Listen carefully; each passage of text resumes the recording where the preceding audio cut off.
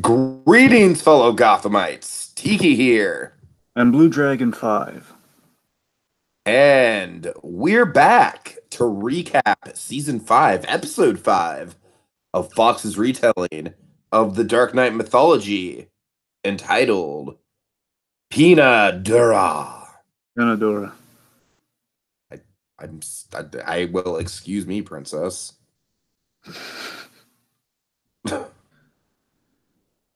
So join us as we venture into Batman Place and explore Gotham.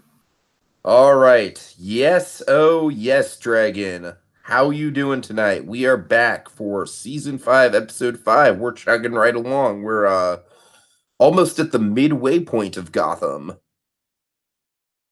Yeah. Got about 7 to go after this, right?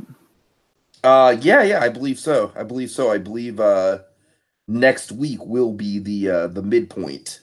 Yeah.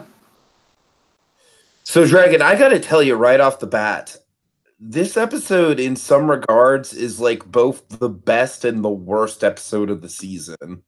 Say what? Dragon, there were some elements of it to me that were just like really, really just like I don't know.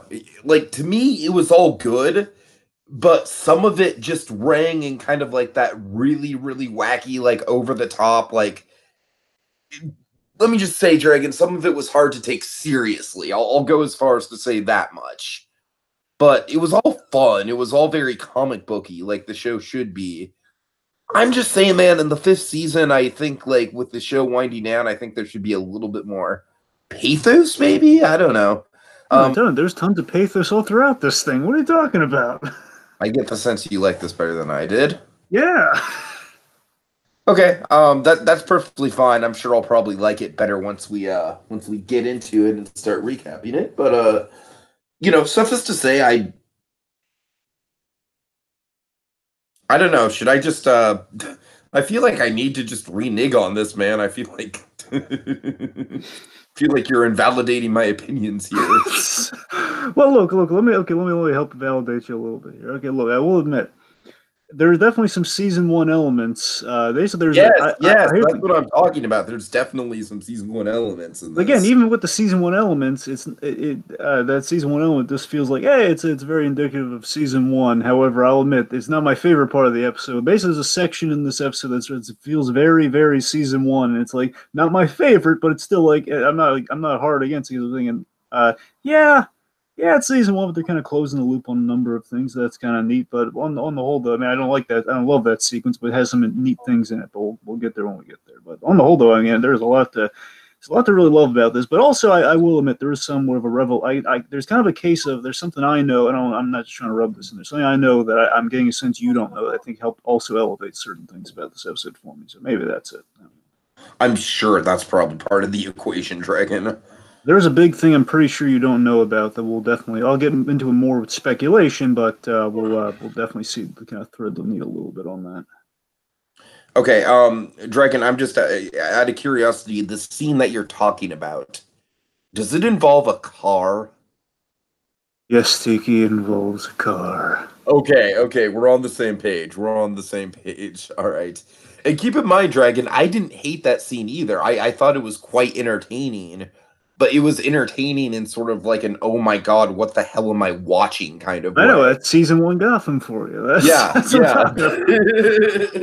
And you know me, Dragon, I'm like going gaga over Serenity, and I actually got one of my coworkers to see Serenity, and he's totally on the same page as me, so I embrace wacky what the fuck media, and that was definitely it. So, by the way, speaking of kind of season 1 stuff, we called something big with the episode's title, and that they still not a flashback episode. What they did isn't exactly Arkham or Selina Kyle, where it's or Harvey Dent, where the episode is called this when it barely has anything to do. In this case, it's very, very, very loosely tie in the Pena Dura at all. This stuff. Because here's the thing, I completely forgot about this when I was looking it up. I was kind of reminded that Pena Dura. So Pena Dura, in case anyone's wondering, is the prison where Bane is from on the island of Santa Prisca. Now, the reason that prison is called Pena Dura is that it translates, I believe in Spanish it translates to a hard penalty or hard punishment, whichever. Basically, hard punishment I think is the more correct translation. So again, I think thematically that's kind of what they're trying to apply to the episode. Either that, or again, it's complete right out of the book of season one, where it has nothing to do with something that we're probably going to see a little bit more next in the next couple episodes. Right. Has zippity doo dah with anything. Right? Honestly, Dragon, as sad as it is, just to kind of close the loop on the Harvey Dent running gag. Harvey Dent is a pathetic character in Gotham. He really is. He really is. I mean, he just really got the I would say other than Montoya, Harvey Dent was the most screwed character in Gotham. But man, at the very least, he appeared in his episode. You know what I mean? He didn't get much to do, but at least he was there. At least he got a little something. That's true. That's true, but again, they had to do that one on purpose. I bet you, again, we can theorize on this. They had to have done this on purpose to like pull a page one from season one of Gotham. We're gonna have titles that just sound really cool, but they're not really gonna have much to do, if anything, to do with. Okay, you know what, Dragon? If that's a purposeful thing in the writers' room, then I am like totally on board with it. I really think that's the case. I think it had Tiki. In this case, this is the most flagrant version of any in case in which they've done that. Seriously, because at least Selena Kyle, she appeared in that. Harvey Dent, she appeared in that. Arkham was featured somewhat in the Arkham episode. Right. Again, they were all barely in those episodes, but again, they had something to do with it vaguely. In this case, again, Pandora is in that style, but loosely, if anything. All right. So I think we've kind of done enough pre-ramble. Any sort of background stuff you want to go over for me, Dragon? Like, is there any kind of loops that you need to thread, or should we just kind of get into all that stuff as we go through? Well, again, I guess the only thread I'll kind of feed the needle through the hole, if you will, with this, because it's definitely going to pay off when we get the spec. Well, let me just put it to you this way. The one big tie to the whole Dura thing, vaguely, again, this is why I said there's a very vague connection, is that we do, in this episode, we do in fact start the Bane story. I'll say that much. We start the Bane story. I won't say necessarily how, but we do start it here. Okay, fair enough. So that's at least why it's in a Dura episode. But it's like unless you really know. Again, it's a really deep. It's kind of a really deep cut if you know it. That's why it's called Dura. But it's just really. We'll get there when we get there anyway. So that's really the only background I think we really need at the start of this. So. All right, so start us off, Dragon. How we start this episode? What's going on? Well, at the end of our last very noir ending on Ruin, Barbara and Jim having that kind of passionate kind of noir love fest. She gave him the address of the RPG dealer who basically supplied the two RPGs that shot down the supply copter and of course destroyed Haven. So basically, using that lead, Jim and Bullock find that dealer. Now, dealer, and this is a really cool stylistic thing. I love this, especially on a rewatch. The RPG dealer, he's watching. Essentially, it's a black and white detective movie, which so awesomely it foreshadows the big twist in this episode, where a character by the name, presumably a character by the name of Steve Gordon, I believe, at the very least a Mr. Gordon. I think his full name is Steve Gordon. He's basically being double crossed by kind of a femme fatale and everything in the black and white movie that our dealer is watching by somebody he knows. So a little betrayal by kind of hands up betrayal. Interesting. Yeah, I really like the whole dichotomy cutting between the black and white film noir Gordon and our Gordon. That was a really memorable way to start things off. Yeah, especially again considering how last episode ended. It's great. Exactly. It's like if you're binging, this is like nice and it really flows. All right.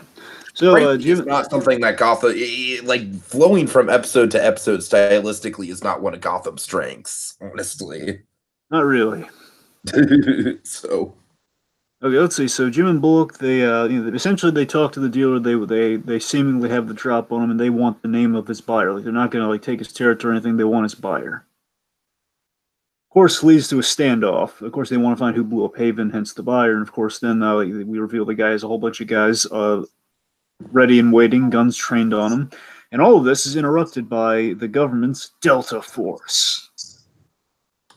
Yeah, this is really cool, and I really like this character, Dragon. I really like Eduardo. He's definitely got some shades of, sort of like an anti-hero sort of rival for Gordon.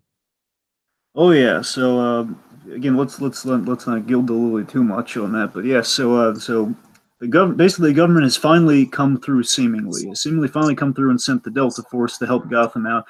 Whole strike team kind of bursts through the glass. They shoot up the place. Gordon gets into a scuffle with the dealer, and the leader of this strike team saves Jim. And then we have this great moment where Jim recognizes Eduardo. So we reveal that Eduardo is a soldier, is an old soldier pal of Jim Gordon's from his wartime days, from his days in the army.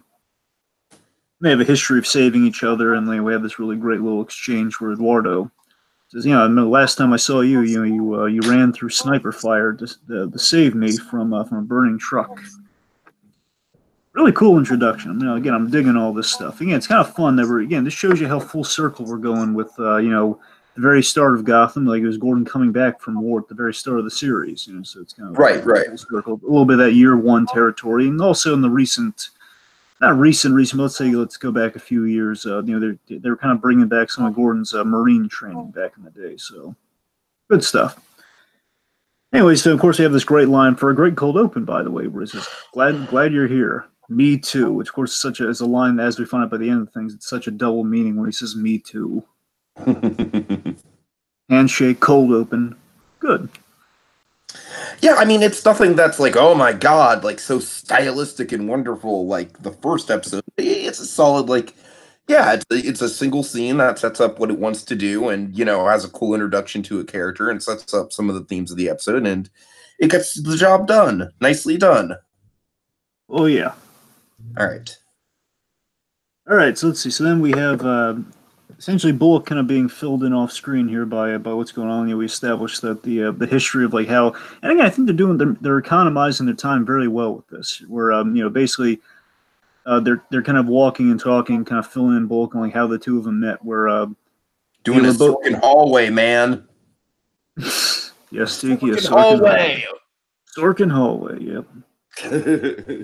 Some people in some sects of the world call it, "We're doing a West Wing, man."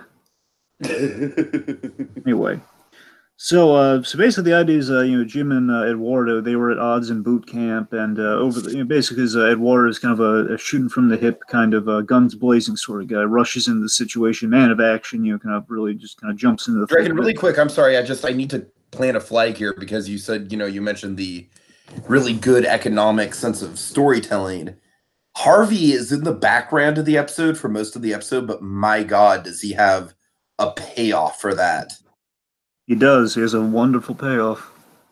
So I just wanted to kind of plant the flag there because that really, literally the fact that Harvey's in the background for most of the episode ties back into his character in a wonderful, beautiful way. And I just, honestly, Dragon, it's one of my favorite Bullock scenes ever. And you know what? I'll take back what I said. Honestly, the so bad it's good thing kind of reigns true just for the car scene, all right? The rest of the episode is honestly fantastic. The car scene is some fun season 1-esque, like, what the hell am I watching? And it's still good. So I wanted to kind of like, I'm sorry. I do like this episode quite a lot. So, I just wanted to come through the air there. Right. Okay. All right. So, and the idea, and I really do love this mini story that's going on here. And yes, I do like Bullock kind of in the middle of the two of them in the background, just kind of catching up. And I love that you can see Bullock's a little threatened by Jim's new pal here. That's so cute to me. Like, oh, Bullock's a little threatened by Jim's old soldier pal. Isn't that cute? Anyway, so basically, Jim, it's lunch. That's what I'm saying. Like, imagine that, but a little more. Imagine if it's like lunch and Gordon's like, "I'm sorry, Harv, I need to get caught up with Eduardo." Yeah, Eduardo invited me for coffee, but I thought we were going to go by the by the burger stand. Just, some other time, Harvey. Some other time. Come on, Eduardo, let's get coffee. God. You have Bullock like a single tear that he just tries to suck back in, like, fine. I'll see if Barbara wants to get. I'll see if Barbara Oh wants to get God! lunch. Yes, Barber is totally the person you go to. Okay, anyway, seriously, getting back on point here, seriously, with the Eduardo Jim story here is that Eduardo was kind of more of a hot shot, sort of like run into the situation. Again, brave guy, and Jim, he kind of he kind of judged Jim for being like always like kind of waiting to take action, but then he realized Jim wasn't afraid to get his hands dirty. He was just careful. And I love that idea that he respected how Gordon was careful and how he approached the situation. They kind of grew to respect each other. I thought that's a great little story. And of course, Bullock and a little threat and saying, "Oh yeah, I love how Donald Logue plays this because you see, yeah, I learned the same thing from Jim too. Basically saying, yeah, I'm the new partner. Remember?" So so let's see, and of course, Jim, he's kind of basically he's learning why Eduardo is here. So the Delta Force has been sent by the government again, seemingly sent by the government. Essentially, it's kind of implied here that we get kind of explicitly said a little bit later on is that the death of Haven, all the deaths in Haven, roughly hundreds of deaths got finally got them assistance that they needed, which is kind of tragic and kind of pisses Gordon off. And I love that where it's like, oh yeah, it took all those innocent people to die to finally get some government assistance. Ain't that a thrill? Then essentially the Delta Forces has been ordered in to finally kind of restore order in Gotham, kind of eliminate criminals, basically arrest or mow them down, and then afterwards, kind of the next step would be to be the relief effort, like how we get the city back in working order, water, resources, et cetera, et cetera. Which, of course, again, Gordon really wants that element of it all, but before we get that, we have to basically take out these lists of big kind of high level threats in Gotham. That's essentially why the Delta Force is there. So they're working together, and of course, Jim, he recognizes his old friends. He thinks we're in good hands. I trust this guy. Yeah, and of course, right away, I have some red flags about this guy, and I think that's very intentional. He's sort of like intentionally meant to be like a shady, like, ooh, it's a figure from Jim's past, but he's probably up to no good. I remember going into this season with the very, very brief look we had at this guy. I was like, I mean, yeah, it's kind of indicative of No Man's Land. There were some cops in the GCPD that turned on Gordon. I believe Foley was a character. And of course, we saw this in Dark Knight Rises. Foley is based on one of the cops from No Man's Land that kind of turned on Gordon during all that. So I thought this guy might have been kind of a fill-in. I was wondering if this guy was going to be kind of a fill-in for Foley or not. Like basically kind of doing that kind of GCPD arc, but with the military and kind of tying in, again, the whole full circle thing with Jim Gordon. So yes, again, I was definitely kind of curious about that myself. I was hoping, part of me was like, come on, let Jim have a little fun. We'll see how it goes. I know it's going to go south. Let's let him be on the money, and then something happens. I don't know. We'll see.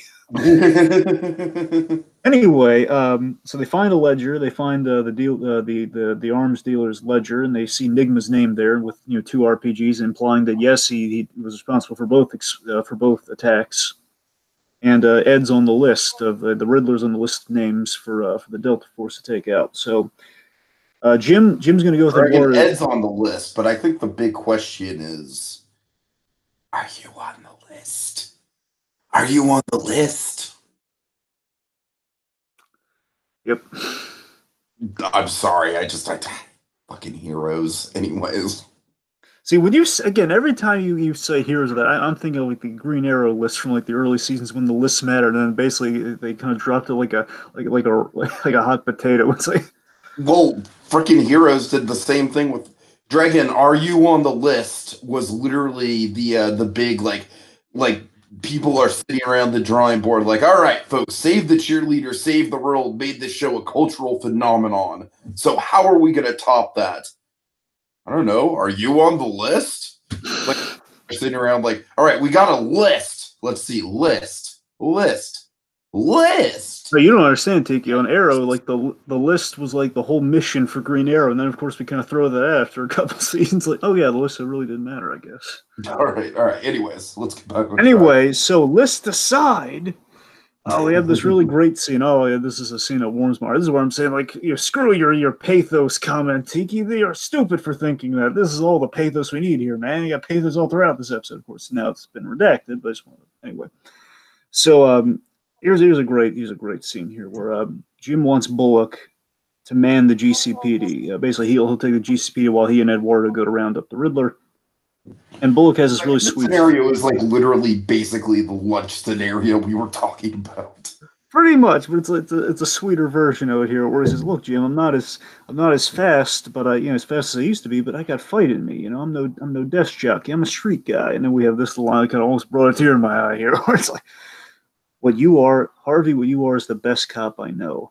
And I'm going after Riddler, who thinks 10 steps ahead of everybody. So if something happens to me, I need you to take over. If things go sideways. I need your help, buddy. It's like, oh my god, my heart was breaking there. That's like, oh my god, it's the nicest thing he's ever said to Bullock. Oh god, so good. Yes, yes, and then it's a friendship between Jim and Bullock, and him showing that. It's great. Oh, Anyway, that scene melted my heart there. Okay, so then we have some Bruce and Alfred action. What's going on? okay. Let's see. So Bruce and Alfred. Remind me why they're in the GCPD Dragon. Well, remember, it's kind of like the central base of operations. There, it's kind of where Oh yeah, duh. I'm sorry. Obviously, my bad. they're all just kind of hanging because Haven got blown up too, so they're really just hanging out, at the GCPD primarily now. All right. Anyways, so Bruce is basically sort of, he's been looking for Selena. He's been looking all over the green zone, and then Alfred's basically just kind of taking him aside and giving him the man talk. Like, look, Jeremiah of Alaska deserved to die, and Selena made a choice in doing it.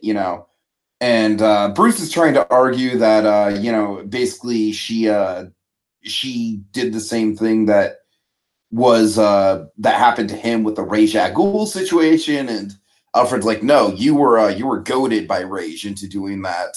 Selena was acting on her own accord. Selena made her choice, and she's and honestly, in spite of the fact that I once literally decked her, like punched her out right in the face, I sort of respect her all the more for it, and so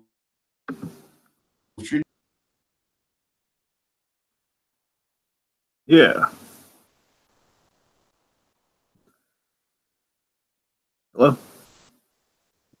yeah. Oh, sorry, I just want to make sure you're there. Okay, sorry about that. I just wanted to jump in with something real quick. Yeah, sure, go ahead. Yeah, I mean, I really love how they because that was a plot line that it was played fine enough last season, but the whole ratio basically we had the billionaire Brett, the billionaire playboy, basically Bruce going to that dark place after he killed Raish, where he's actually kind of thinking the playboy life was actually for him for a while. Like, that was fine, and it was like it was in danger of going too long and everything of kind of Bruce become really sullen and stuff. And basically, I feel they brought that back in a really great way this episode with that whole storyline on the Selena Kyle side of things. And I like that we're bringing that back in a really great redemptive way here, where again we have this great line by Bruce here where he says, Jeremiah made her a murderer. And again, I love that he blames Jeremiah for turning her into a murderer, and not blaming her for the murder. I love that. Because, again, it's all Jeremiah's doing and everything. So, again, I love it's kind of fueling the whole Batman Joker fire in a way. Again, I love that our kind of our proto Joker here is responsible for so many bad things happening. And I love that. Yeah, for sure. And that's the thing. I love that, again, Bruce is like, he's haunted by the Ra's al Ghul thing. And again, he blames himself. And I love that he's still not letting himself off for that whole Ra's al Ghul thing, despite the fact he does have it now, because one, Ra's came back to life, as he tends to do. And two, the fact that, he was goaded. There was a whole thing. Basically, if his hand was on the knife, that's pretty much the murder. So again, it was, the point is, it was a gutsy choice they made in season 4, and they're really kind of bringing it back in a neat way. And again, this fuels the reason even more so that Bruce wants to save her, because one, he doesn't want her to go through all the stuff that he felt after that, which of course we see her kind of going down that path. And by the same token, Alfred warns her, as you said, she's made her choice, and basically just the broad spectrum here is the main thing. The big takeaway for me in this scene, this whole plot line that I really loved, is that we're taking the classic Batman Catwoman tragedy, and we're giving it this such gravitas. It's because we always know the age-old dynamic. Okay, Batman, Catwoman, they like to get together, but obviously there's kind of the right and wrong that kind of gets in the way. She's a thief, he's a vigilante. Right and wrong. The age-old thing. But I love that what they're doing here, Tiki, is so brilliant. Is that we're applying like the one time, like the big time that Bruce could have saved her. He could have saved her from going down that path. And that's what he's trying to do here. It's like he's trying to basically, and think about this, Tiki, in all the times in like 60s Batman, all the times in this period where Batman's trying to redeem Catwoman, it's always like trying to redeem her from those life choices. Where this is like the big life choice that sends her down that path that he's trying to stop her from going down the first time before he has to rehabilitate her. Am I making any sense with that? Yeah, for sure. Just love her kind of making this big tragic story that's going to lead to that dynamic we always think so fondly of, and it's oh man, it starts with such a sad story, and I love that. All right. Bruce is determined to prove Alfred wrong by finding Slee, and that's pretty much what sets him down the path of this episode. Meanwhile, Nigma. Yeah, so Nigma is like listening to his tapes, and he's just going crazy. He's like, it didn't make any sense.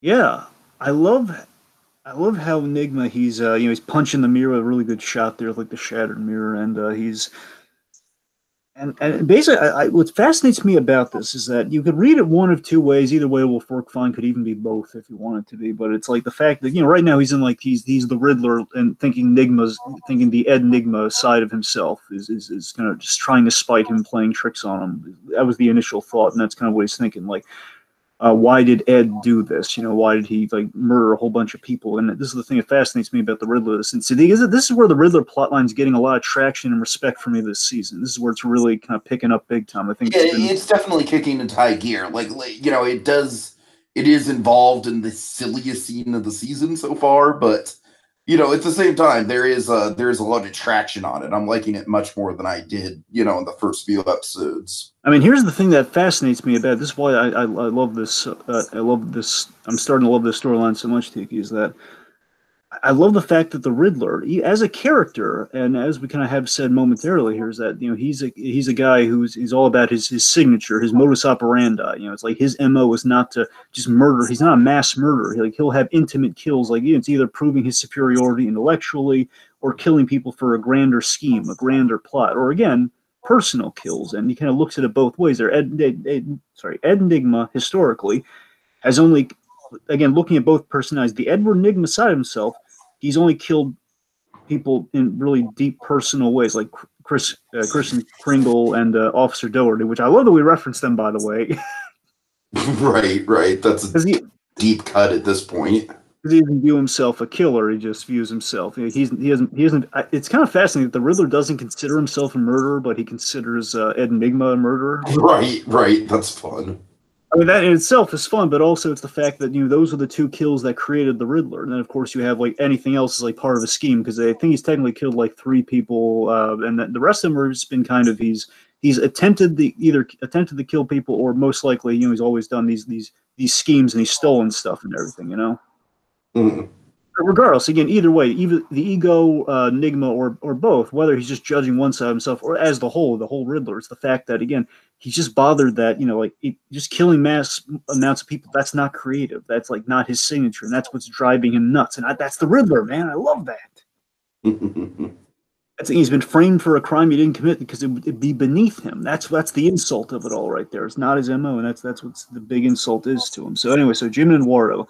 They come in to arrest him, and this leads to my favorite scene in the whole episode. Honestly, mainly because it's a deep cut. It's not a deep cut. One of my favorite scenes in the episode that's a reference to Scott Snyder's story.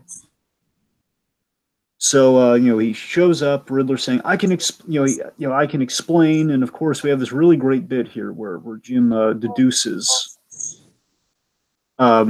He deduces using deductive reasoning.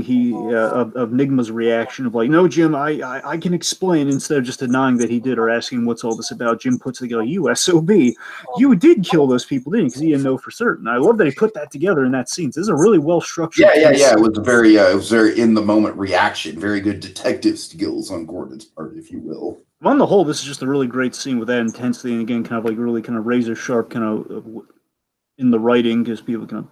Basically, we're not sidestepping, we're not doing like a whole like you think I did this and I did this, but no, it's like him putting it together deductively throughout the scene. And then we have, he basically Nigma claims that there's more to this, and Jim knows the truth. Like you know the truth. I target people specifically, and I didn't know any of those people. And of course, like this, Jim. And Eduardo again, he leaves it up to Jim, and Jim says, "Okay, let's bring him in. He'll stand trial." And then we have my favorite part of the episode. So. Enigma, guns pointed at him. He's reaching for a bookshelf, and I knew he was going to pull a book on that bookshelf, man. I knew it because one, it's kind of a little bit of it's a slight '60s Batman reference with the old bookshelf gag, a little bit of that. But he pulls the book, he pulls the trap because he's not going down with him because he wants to clear his name essentially. And then we reveal that Eduardo has stepped on a pressure plate landmine. It's an IED trap. And again, I love Riddler kind of has like a fail-safe death trap in his residence here, which one is great, makes the set even cooler. And then we have the bit it's a big pull from Zero Year, which of course we have a lot of cool Zero Year touches throughout this season mixed in with No Man's Land. I love when the Zero Year touches happen, where we reveal that Enigma basically he sets up the trap for him, where he has a wristband, like a heart monitor wristband on him. If his heart rate drops below 10 or raises above 10 beats, the landmine will go off and it'll blow him up, and there are other landmines throughout the room. So basically, you could risk stepping on a tile or risk blowing yourself up, sort of thing. So basically, the whole Riddler with a heart monitor strapped to him that could activate an explosive or can activate something really bad happening. That's straight from a big moment in Zero Year. So I love that. And this is kind of what I'm talking about. Like, this is where you have the more of an appreciation for the episode than I probably do, because this whole thing, like, I like it as a Riddler set piece, but I didn't get the whole bigger picture of, like, it's a really big comic book reference. You know what I mean? It just kind of flew over my head in that regard. So, well, sure, this isn't even the deep cut thing I'm really talking about. I'm saying this is like Riddler's the big villain in Zero Year, and that's just kind of he's like the climax. This is one of the climax bits in the Zero Year. But I just love this whole death trap as a whole, and the fact that they even worked in a little bit of Snyder in there made it even cooler to me. But seriously, it's a great death trap we got going on here. It's Jim having to solve one of Enigma's puzzles. It's always a puzzle with him. Again, Enigma being so Jim, after all he's been through with the Riddler, he knows how he works at this point. He knows how to solve him. So, Riddler leaves. Of course, with the break cold open, we know that eventually they completely get on the same page. I know, it's great. So basically, he leaves. They tell the man they can't go for a headshot because again, if his heart stops, obviously, then the charges will blow and they're all going to be goners. And of course, unless it's a bluff, and Jim knows he's not bluffing. And of course, we have this great line. Again, these are the lines that make me love this whole sequence. Is my favorite thing here, where he says, where basically Eduardo questions a heart rate monitor, basically a bomb linked to a heart rate monitor. Welcome to Gotham. It's like, yes, right, yes. Right. It's like, oh my goodness. Again, that's definitely got to be a self-aware show. Like, yep, folks, we get a little wacky at times. Again, perfect for season 5, and again, it's if any character is going to ever deliver that line, it's Jim Gordon who's going to deliver that line. So again, they're all. Let's see. So, I just want to make sure of something here. Oh, right. Oh, yeah, we have this great bit where Gordon has a really kind of a cocky line to Eduardo here. He says, "What do we do now?" And then Jim says, "Well, right now we're all tied up. I save you one more time, and I'm back in the lead." So again, I love that Jim kind of keeping it light here, and again, being the experienced veteran of Gotham City, knows how to save this guy. He says, "Okay, I got an idea how to save him. I'm just trying to keep things cool in a tense situation." Tiki, this is so great, and I wonder if this is like a '60s Batman reference, considering not only just the bookcase, but think about this, Tiki. It's a show on a budget. It's such a budgeted scene where it's a really uninteresting scene when you really look at it from a distance. Yeah, for sure.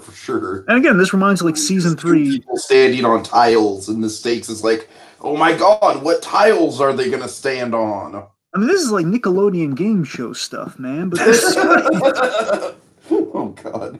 But that's what I'm saying. I love the fact that it's like season 3 '60s Batman, where they ran out of money. They had to do the Invisible episode. They have to cut costs in certain ways. But think about this, Tiki. They're almost pulling like, again, bear in mind not to the same extent, but it's almost like how you take a mundane scene in Better Call Saul, but you make it so intense, like the pill swap in season 3. You know what I mean? Oh, come on now. I mean, anything in Better Call Saul. Like let's not compare apples and oranges here, Dragon.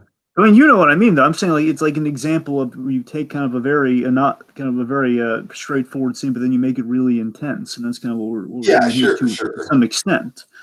I'm just saying, Better Call Saul is like I know you agree, but just record, it's in a league of its own. I know. I'm just saying this is like in the same. Again, it's like it's almost.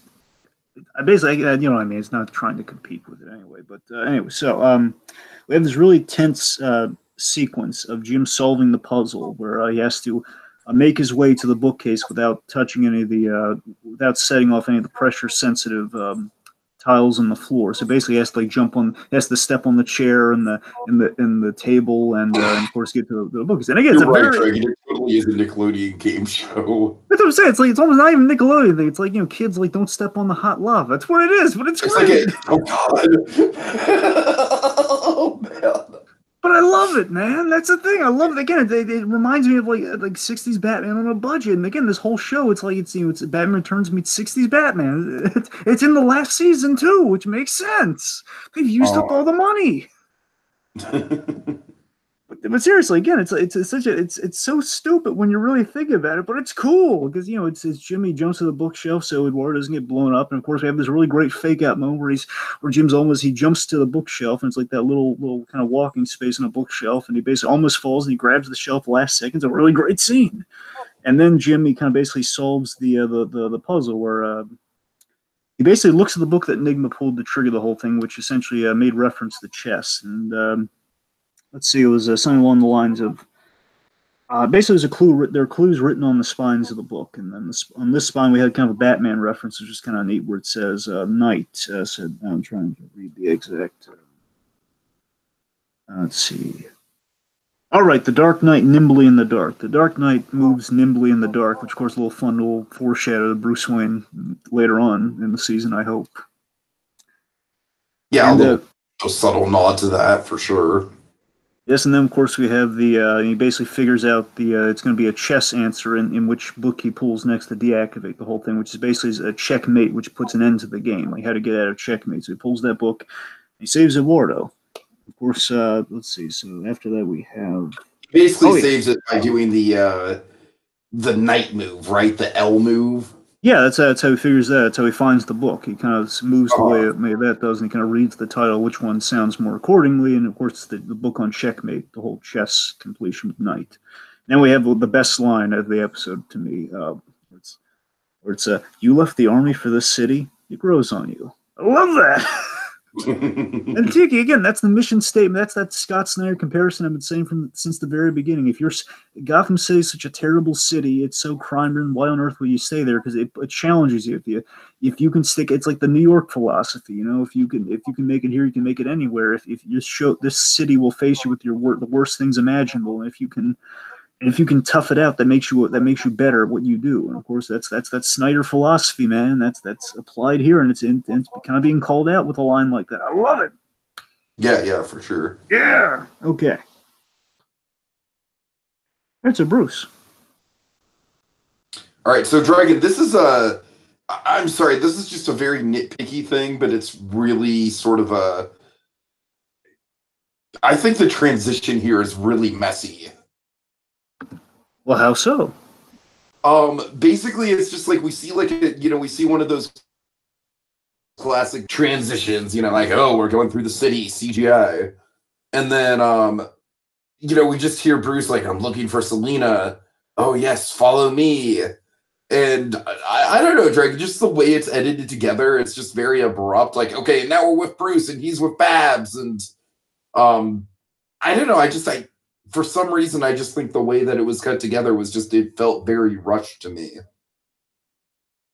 Well, I mean, I'll say this. I think it's here's the thing that bugs me.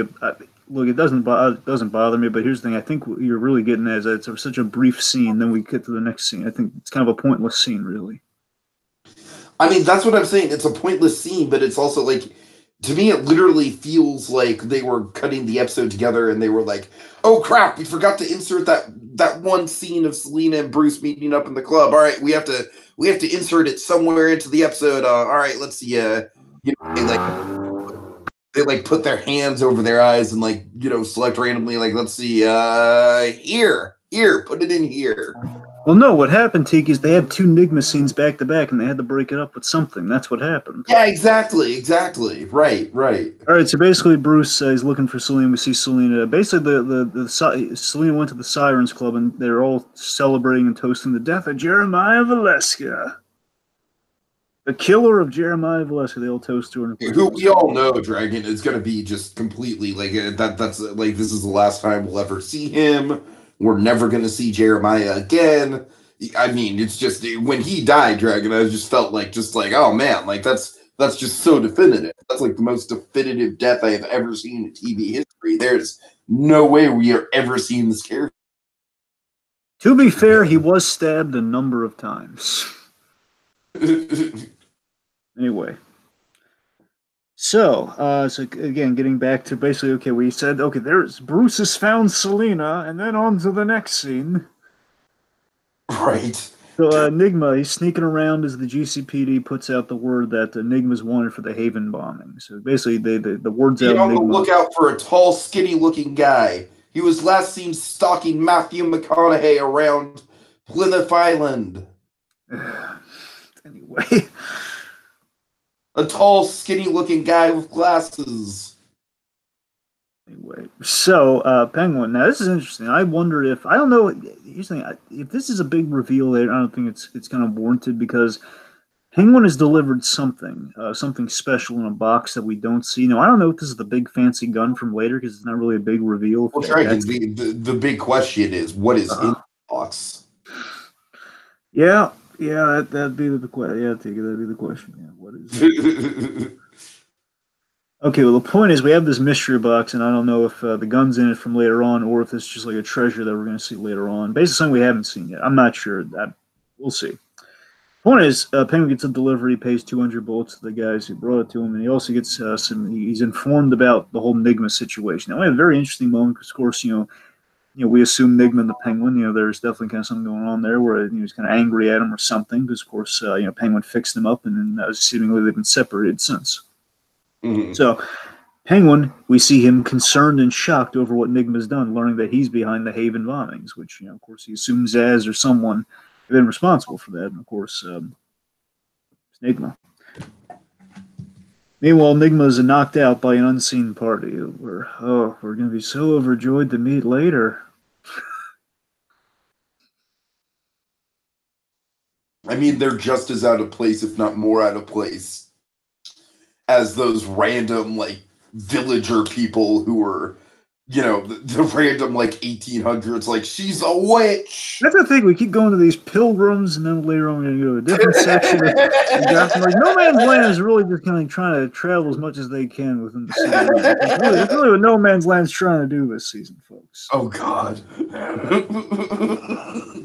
All right. Meanwhile, of course, Tiki, here's the returning symbol. Speaking of No Man's Land, the returning symbol of No Man's Land, the map. We see Jim looking over the map, and of course, they're trying to find Nigma. They have these little green pins. The map is literally just Plymouth Island, surrounded by a ton of water. Do you mind? I'm trying to gush over Plymouth Island. I'm trying to gush over No Man's Land here. Do you mind? I'm sorry. I'm so sorry, Dragon. I'm terribly sorry. But yes, the recurring symbol of No Man's Land with the ever-changing map is established here, and of course, it's kind of being set up to Eduardo, which I believe this map's going to come into even more importance later on, where he's showing Eduardo the map. We have like these little green pins for the Riddler, and of course, we have a few little tip-offs, little nods to some stuff this season where it'll foreshadows, where he says, "Oh, we'll have Nigma by nightfall." Yeah. Okay, it's not going to be a direct. It's not going to actually be a nightfall. But it's a little tip off to some stuff coming up, I'm sure. Let's see. We have Eduardo's posing in a very familiar way, by the way. The way he's gripping his jacket there. How so?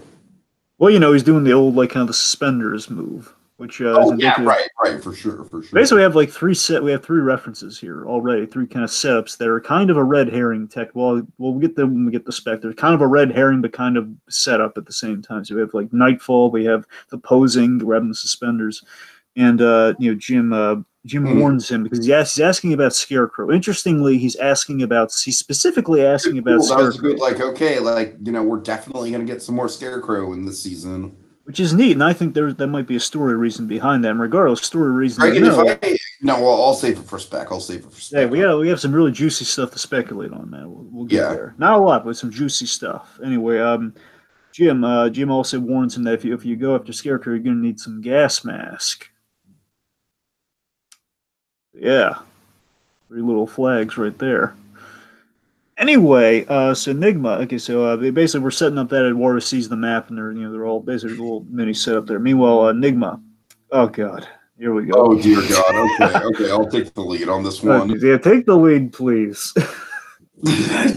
Okay, so Enigma wakes up and he's tied to like a lawn chair, if I'm not. Yeah, metal lawn, importantly a metal lawn chair. Yep, yep. Oh God. Oh my God. It's so ridiculous. All right, I'm trying to think of a fictional character I could pick. I know I know exactly who to pick.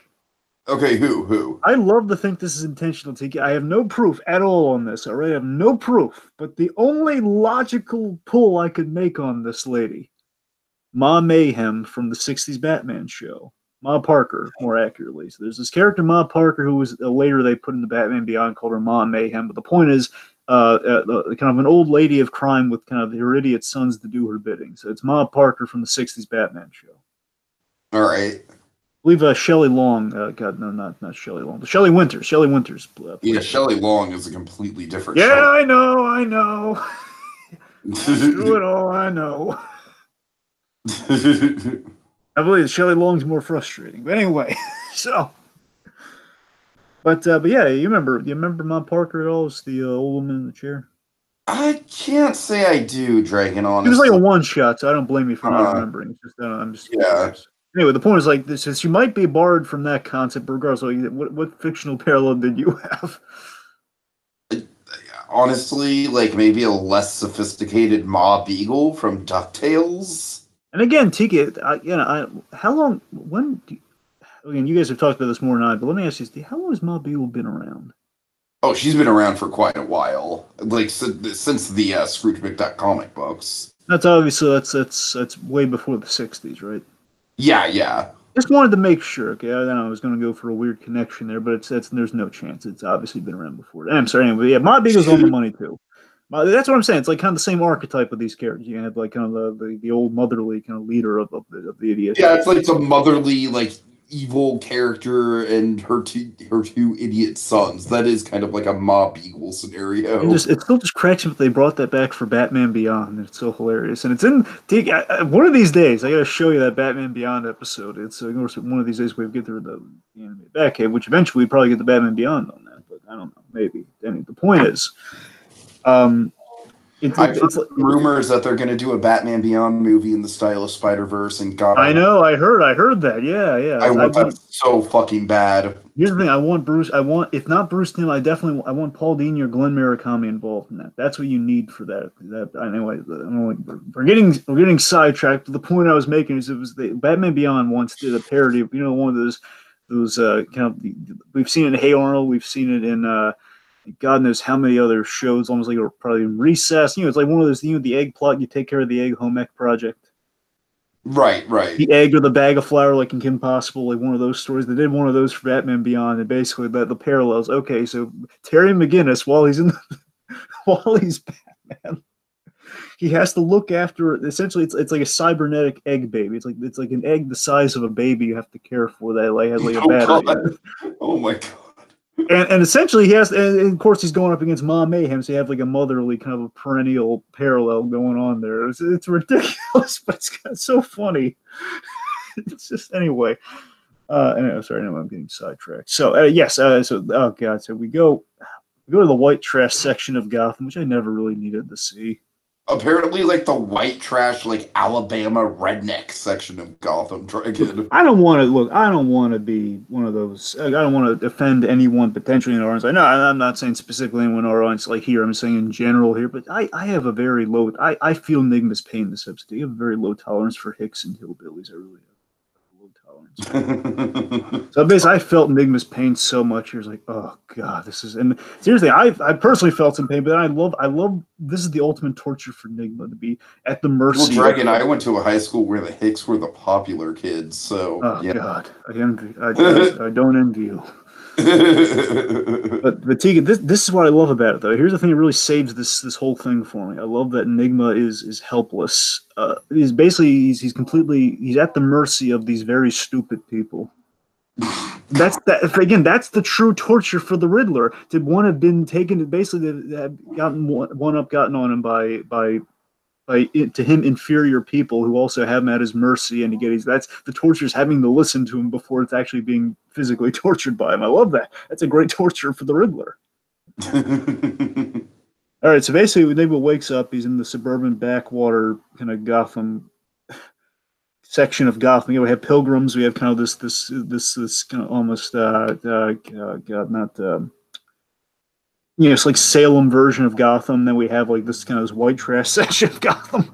It's freaking like Trailer Park Boys. Pretty much, and I gotta tell you, like I know like sections. I'm not saying like they completely made this up because I mean we've seen like kind of like suburban areas of Gotham, but I don't know if we've ever. I don't really recall a lot of like these sections of Gotham. Well, here's the thing, Dragon. The problem is that the problem with these subsections of Gotham is that it's not just like different areas of Gotham. It's literally like different dialects and. It's completely different cultures and different time periods. Like, this feels like something out of like a 90s. Like, this feels like Joe Dirt. You know what I mean? Yeah, it feels like the closest comparison I could have. It feels like something out of like the Blue Collar Comedy Tour or something like that. Pretty much, it's like a real kind of. It's more of a. And what I mean by that is that it's like. It's redneck humor that's almost 20 years old. That's basically what I'm getting at. And again, I'm not saying this in an insulting way to the episode, but I'm just saying like it's not like good it's not even like the really funny redneck humor. It's just like it's like kind of like you've been there, done that redneck humor. But probably the best redneck humor. Well, the point is, it's just weird. I'm not saying it's necessarily like terrible, but it's just weird, and it's just like I feel Enigma's pain. That's all I'm really saying with this scene here. Where so basically, we see Enigma's he's strapped to this chair, basically a makeshift electric chair that's connected to all these car batteries and a truck. And this is how you know you're in Redneck Town right now. To a truck without wheels. Oh God. Just being put. It's a truck that's been put up on cinder blocks. Has like a fan attached. It's a nightmare. So this white trash family, and Gretel's her name, by the way. Gretel and her sons. Mm-hmm. They want revenge for Haven, but not for the reason you think. Tiki, why do they want revenge on Edward Nygma? Oh God. Oh God, because of she whips out a photo of like the world's ugliest dog. Yep, Jojo. Jojo, yes, because of Jojo. Oh man. And here's the thing that cracks me. They went to all this elaborate, again, still redneckian, mind you, but still they went to all this redneckian effort. But again, I gotta admit, it's somewhat ingenious. Somewhat, again, it's very low rent, low tech, but it's ingenious that the measures that they went to for this. That one, they went all the way out to the city to look for them, and then brought them all the way back, and then set this whole thing up and all these car batteries and a launcher, and figured, well, I guess this will work. Not to mention just the dumb luck of actually finding him. It's like finding a needle in a haystack. That's what I'm saying. And again, all of this because their dog wandered there, and they know it. How would they know that their dog wandered there? Oh God! I mean, presumably they were in Haven, but again, apparently, if they were there, then they didn't care about all the people dying around them, or the fact that they almost died. So it's implied they weren't even there, and somehow they knew the dog was there. Anyway, so then of course we have this great line by Nygma. Again, this is what I'm talking about, the torture of the Riddler here, and this is just like, you anthropomorphizing nincompoop. Dogs can't smile. In response, that's a great line. That's one of Enigma's best lines. In response to the whole the dog, I've never seen a smile. Look at the smiling dog's face. And of course, this is his response, like, dogs can't smile. Of course, he gets a few zets put into him. Basically, they give him a taste of what the electric chair is going to be like. And oh God, it's shocks the crap out of him. Let's see. Oh yeah, so as this is happening, a few of these shocks gives them a clue. What's the clue? The clue is a freaking random cutaway to Oswald, just looking at him very creepily. I'm going to fix you, Ed. Now, for a moment, I was going to entertain like a ridiculous theory here, which of course I didn't subscribe to. But imagine this, Tiki. Imagine this in an insane world where we have kind of like a weird backwater kind of like kind of sub story within our episode.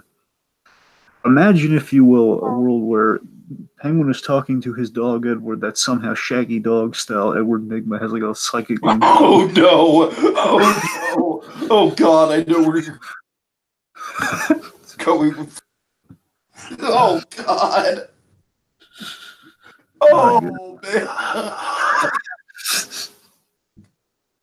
I'm going to fix you, Ed. Awful dragon. That's awful. Oh god! Oh, the more I think about it, the more horrifying it gets. Okay. In all Oh seriousness. boy! Wow! All Wow! That really threw me for the ringer there, dragon. right, so Oh. ridiculous flight of fantasy. Let's get back on track here. Okay, seriously though. So yeah, importantly, we've been toying with Nigma's memory, like traumatic importantly head I'm injuries. sorry, it's gonna take me a little while to recover from that one. Go ahead. Okay, so importantly, this is like I like the recurring thing here, where again they definitely have a plan here, where they specifically injuries to Nigma's head have kind of given him flashes of memory. So he's bonked on the head by the old woman a number of times, and now he's been kind of shocked. And of course, the shock, and we know for a specific reason why this happens later on, but he gets shocked. And he has that flash to like a snippet of what the Penguin was saying to him while he was being fixed up at the end of last season. Oh man. So Enigma, I'm sorry, now I'm just gonna be like a freaking 12-year-old throughout the rest of the podcast, Dragon. You broke me. anyway, so then we have to tell him about the fuel line. So Enigma has an ingenious, well, for in dealing with rednecks, he has an ingenious escape. Yeah, he basically like outsmarts them. He's like, hey, do something that's gonna totally just screw you over because you don't know better anyways. Because basically the chair shorts out for a moment, and as they need to fix it, Enigma gets an idea, a genius idea. It tells him like, "Oh, please, no more electricity." Because their brothers are asking, "Can't we just beat him to death?" Like, no, oh, please, no, don't shoot me. Like, please shoot me, stab me, do anything, just don't electrocute me again. No more shocks. Of course, they go for it, and essentially these, Gretel's boys, Gretel and her sons, catch on fire. Unfortunately, Gretel does not catch on fire, but that might just be me being a little vindictive there. But regardless, the boys catch on fire. And while they're distracted, Enigma just kind of pulls the ultimate escape here. Just like literally, he's just in He a lawn literally chair. just like walks up with his back tied to the chair and just walks out of there. It's just great. It's just as again, it's so insane when you think about it. Again, it's season one Gotham where he's walking. This is pretty much like how the Penguin got. Remember in the season one, the Penguin got in so many scraps. Like he was literally like in a junkyard in a car that was being crushed in like a trash compactor, and he called the guy and threatened him so he could escape. Uh-huh. Like one of those elaborate escapes, where just like he just walks out with the chair tied to him like a turtle almost. All right, so Penguin, he's underestimating the government scouts, the Delta Force of it all, and he wants Enigma found. Of course, he wants to help him ultimately. And Enigma, he grabs the gun. This is really well directed, by the way. So kind of Enigma grabbing the gun and kind of lingering around the scene. And of course, what happens? No, I'm asking you, Tiki, what happens? Oh, I'm sorry. Go ahead. What happens? Enigma grabs his gun, and the Penguin's all alone. What does he say? Okay, well, first of all, before we get to anything else, did you name your dog after me? I just love how that's so pressing. It's like it's even better than the way we saw it in the trailer. It's like the trailer's thing like spiced up a notch. Like okay, like we have shit to get to. There's a lot of stuff we need to break down, but this is like the most pressing issue for me. This is like the headliner thing right here. You named your dog after me. Like we need to break that down, dude. That is not okay. All right, so we check back in with those guys momentarily, but back at the GCPD, they get word that Enigma's been seen at City Hall, and Eduardo points out that Penguin is on the top of his list of guys that either arrest or take out. So Penguin's at the tip top of that list, and Bullock wonders if they can kind of take the shock and awe approach. And of course, Eduardo loves the shock and awe approach. This Tiki, this is another. This I really caught on a rewatch fully, like how really sweet this was here. You notice initially I just thought like okay, like Harvey's just being paired up with Eduardo to go down there, but this is really sweet here where you see Jim kind of take a moment where he's about to go with Eduardo down there, and he says, you know what, Harvey, why don't you and Eduardo go down on this one? God. Why don't you take Harvey on the? Why don't you Kind of take like Harvey? in the background, playing his part, doing his due diligence, and that's gonna just pay off beautifully by the end. Yeah, I thought that was so sweet. You know, it's like Jim taking because Bullock was a little hurt that he wasn't taken, it wasn't taken on the mission earlier on. Like he wants to be a street, he wants to be a street guy. And it's like he's giving Bullock his time to shine, and that to me I was a want to real. be a big boy cop. Okay, now I'm thinking like Bob's Big Boys, but it's like Harvey's Big Boy, like restaurant chain Oh now. God. Anyway, okay, so oh my God, we have a so again, folks. We go for like a little, it's a little happy scene just like that, and then we go to a really sad scene right after that. So, oh boy, folks, Bruce and Selena scene. This is one of the most heartbreaking scenes this season. Yeah, basically. Oh God, this one she ripped his heart out and just like stepped on it, fed it to the dog, man, fed it to You know Edward. what, Dragon? This is a better Breaking Bad comparison. All right, this is basically the whole moment of like, I watched Jane die. Pretty much, yeah. I could have saved her, and I didn't. inappropriately in season 5, so it's all relative. Uh-huh, uh-huh. Okay, so Bruce and Selena, they're having a little heart to heart here, or Bruce says, "I know you," and of course, seemingly Bruce thinks you can help Selena, talk her through because essentially what's happening with Selena now, as Bruce interprets it, is Okay, that Dragon, I'm just gonna put it out there. I Know You would have been a perfect title for this episode. yeah, that would have been great. Right? Like it ties Yeah, into every character's storyline. you're right. I agree. Yeah, that would have been the perfect title. Yeah, you're not wrong. You're absolutely right. Like the Riddler thinks he knows Nigma. Jim thinks he knows Eduardo. You Penguin know, thinks he knows Enigma. yeah, Bruce thinks he knows Selena, but they're all wrong. They're all wrong. Yeah, it's great. That you're I can see that It one. just You're came to absolutely me in right. the moment, man. It was like just kind of a stroke. Like, hey, that would be, yeah, that works. Anyways. All right, so basically, so again, Selena's kind of going on a downward spiral like Bruce did in season 4, and Bruce is trying to prevent that. At least that's what Bruce thinks is happening here. So, and again, it depends on how you interpret the scene. Tiki, do you think she's going down a downward spiral, like she's been affected, or do you think it's like her really telling the truth here? I think it's just. I honestly think it's part of the. It's probably a combination of Bit of both. whatever the hell kind of witch magic is affecting her because of that bonkers storyline. It's Right. also probably just a similar sort of going down the same hole that Bruce went down. Let's just say I think the weird witch thing is probably amplifying her situation. Well, the Ivy thing, because of course we know she wasn't actually a witch. There's no magic in Gotham quite yet, folks. Well, there's Matt Lazarus water, so let's not. I won't I split it. got the stage dragon. I'm like, define your definition of Yeah, magic. you're right. Yeah, we had Lazarus water, so it's yeah, fair point, fair point. But that's somewhat of a science, though. If you really want to, let's not split hairs. And the point is, so anyway, so Oh Selena, God, oh God, I have it. I have the whole thing word for word. Once you want to get into the monologue.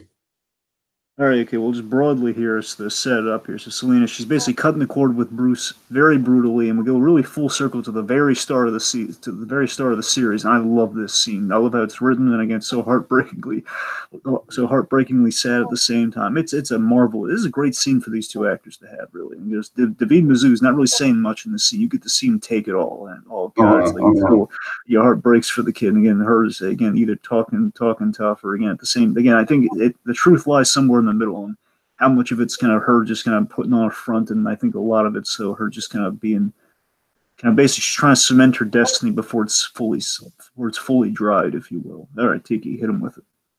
Okay, that night that your parents were murdered, I was in the alley on the fire escape. I watched that guy shoot your father and shoot your mother. And through it all, I did nothing. And she just kind of laughs to herself. I didn't call for help. I didn't scream for the guy to stop. And then Bruce is just like, it wasn't your fault. You were just a scared kid.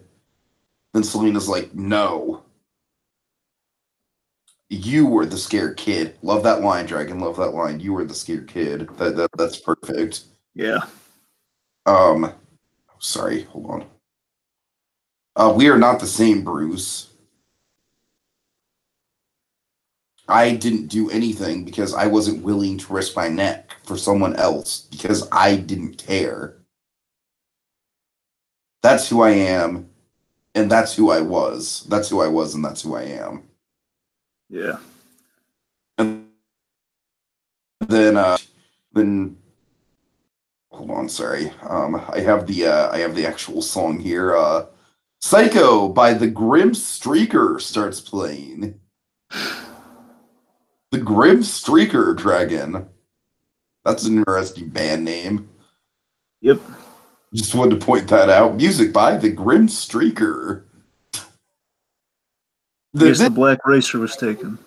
This is a moment that really reminded me of the season 4 Bruce stuff, was when she's just like, she gets distracted by the music. She doesn't want to talk anymore. And she's just like, oh, I love this song. See you later, Bruce. And then we just see Mizzou just like you said, just like, he's not doing a lot of talking, but his face is just like, his face says it all, man.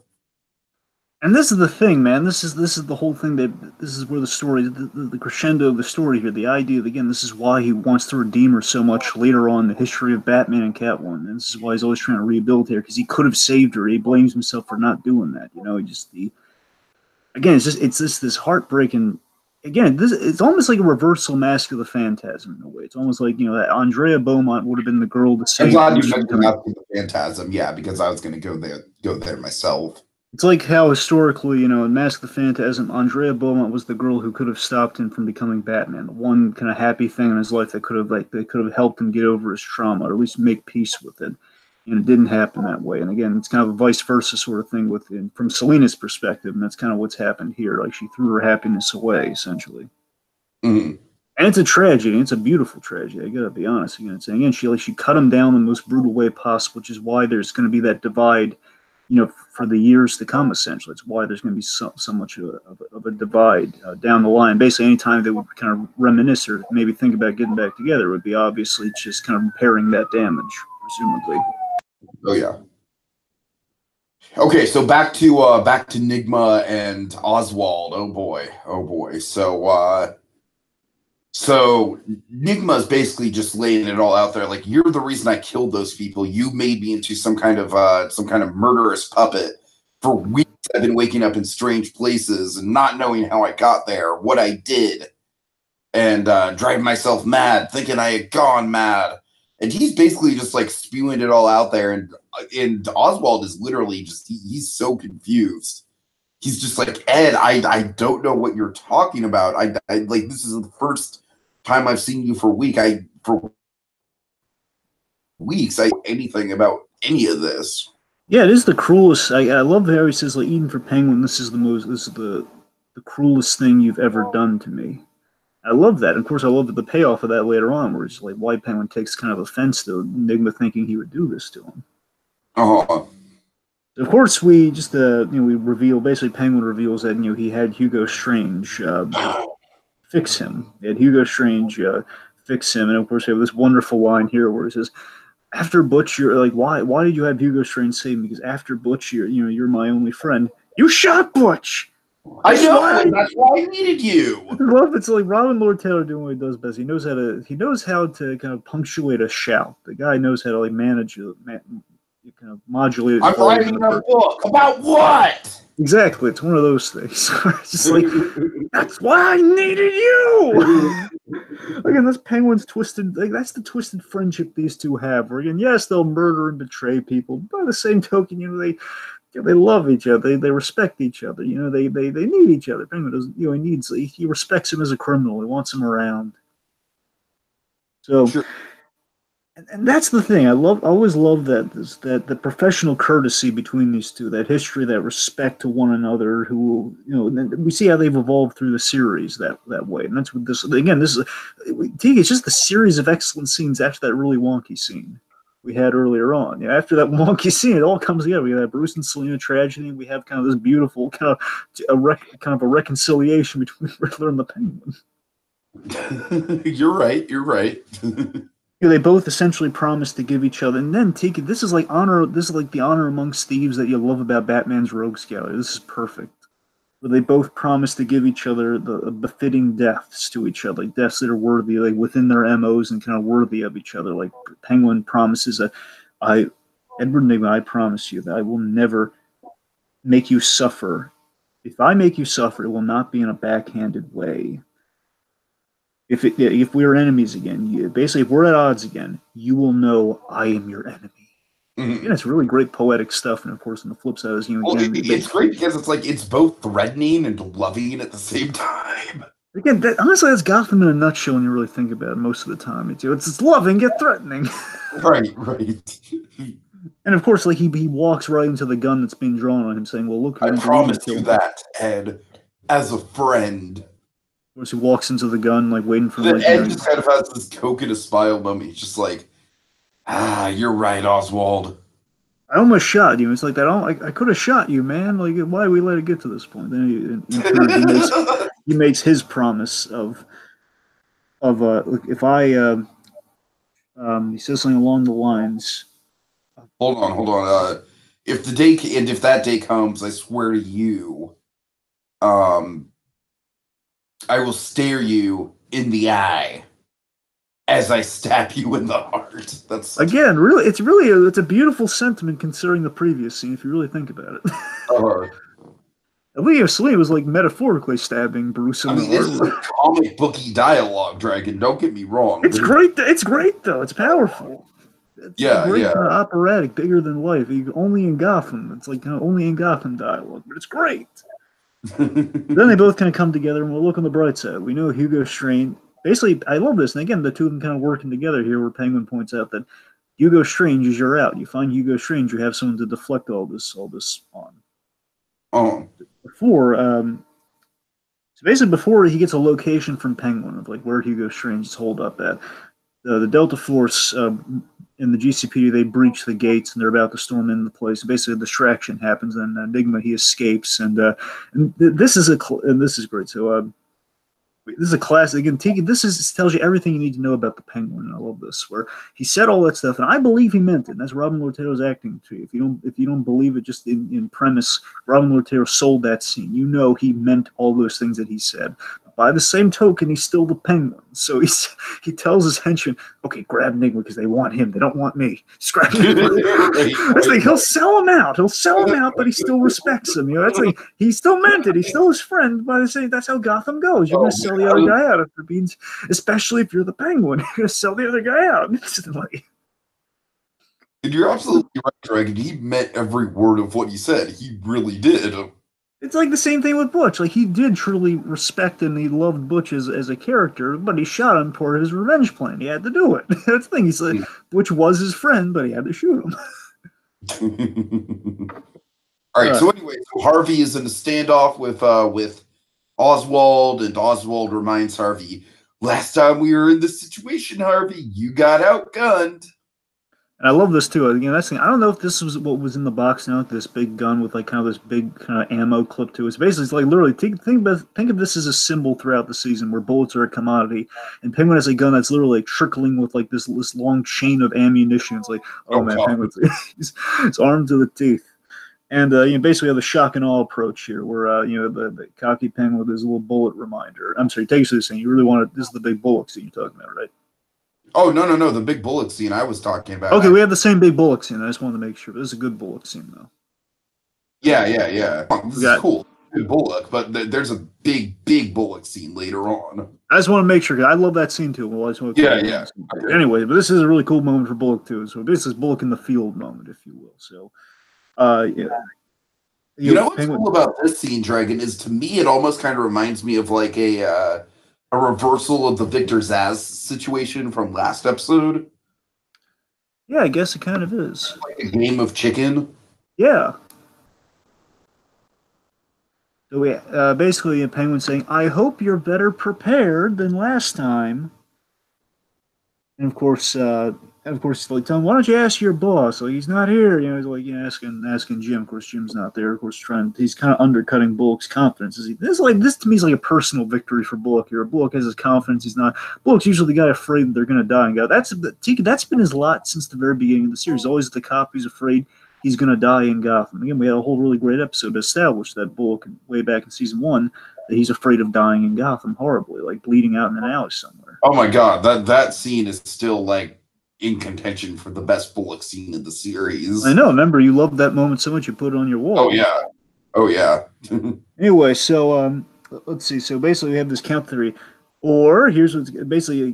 Look, we don't want to take your territory. We just want Enigma. Or I can count to 3, or I'll mow you all down. And Then we then have this. it's like cocky as shit, man. He's just like, go ahead, count. They lower their weapons and they wait for the count. Aren't you gonna call your boss Harvey? No. Harvey, you're not thinking clearly.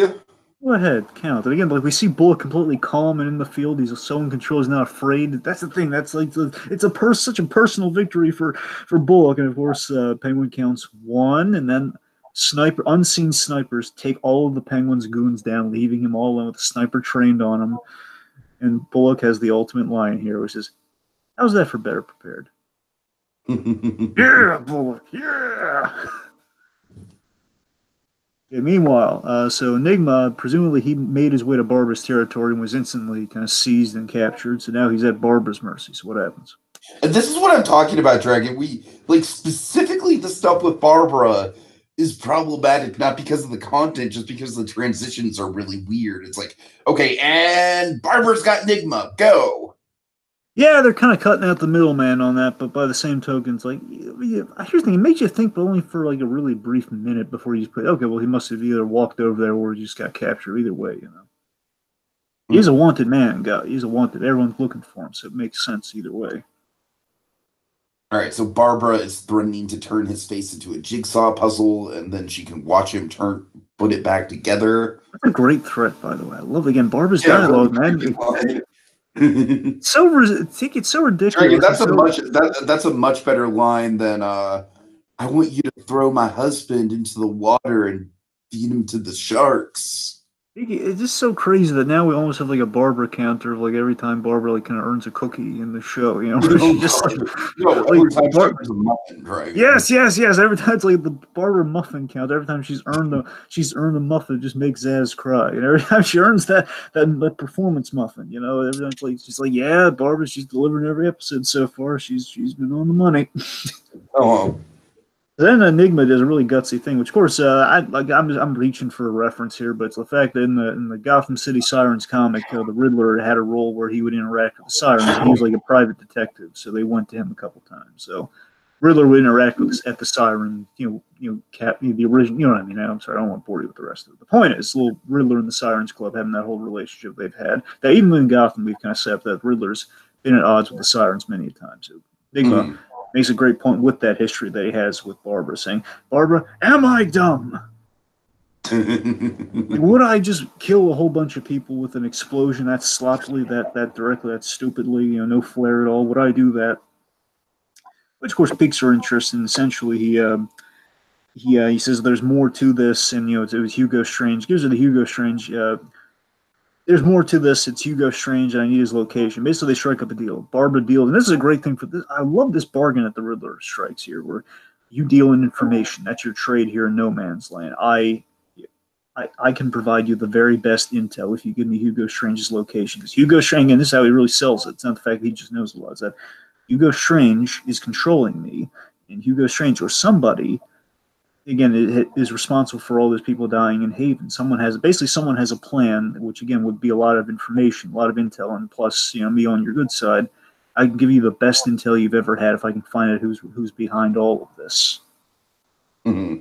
So she's a no-go on Hugo Strange's on his location, but she does know where to find his Igors. His henchman is lab assistants. Yeah. All right. I got that. Yes. Okay. So we have some good cop, bad cop going on here. The GCPD with the Penguin is being beaten to a pulp by Eduardo. And again, Tiki, this is what really dawned on me in the episode. Like, oh, I see what they're doing here. It's like, again, through the whole history of the series, Gordon's been going from Batman figure to Batman figure. And Eduardo here, again, like beating up the Penguin in an interrogation scene, kind of like, again, kind of his proto-Batman figure, and kind of the fill-in, like the failed Batman model that he's been going through. Because Penguin was even a failed Batman model for him early in the series. Oh, God. Yeah, right. Remember, yeah, it's a series. Like, he keeps going from these Batman figures before he ultimately ends up on a legit one. Oh. We're going to have that with Eduardo. Of course, that's definitely going to go south by the end of the episode. But again, we just have someone beating him up. And again, a guy who's been on his side, been helping him out throughout the whole episode. So again, it's kind of a great little. I thought that was a really clever thing in the episode. All right, so Penguin's kind of like undercutting Gordon here. He's like, Gordon's like, oh, Eduardo wouldn't go for you just being released, and Penguin's just like, oh, well, Jim, look who's in charge now. Then he wants a moment alone to talk with Jim, and we have this. And this is the line that made me think of the whole failed Batman thing, which is, they say you can judge a man by his friends. Uh-huh. All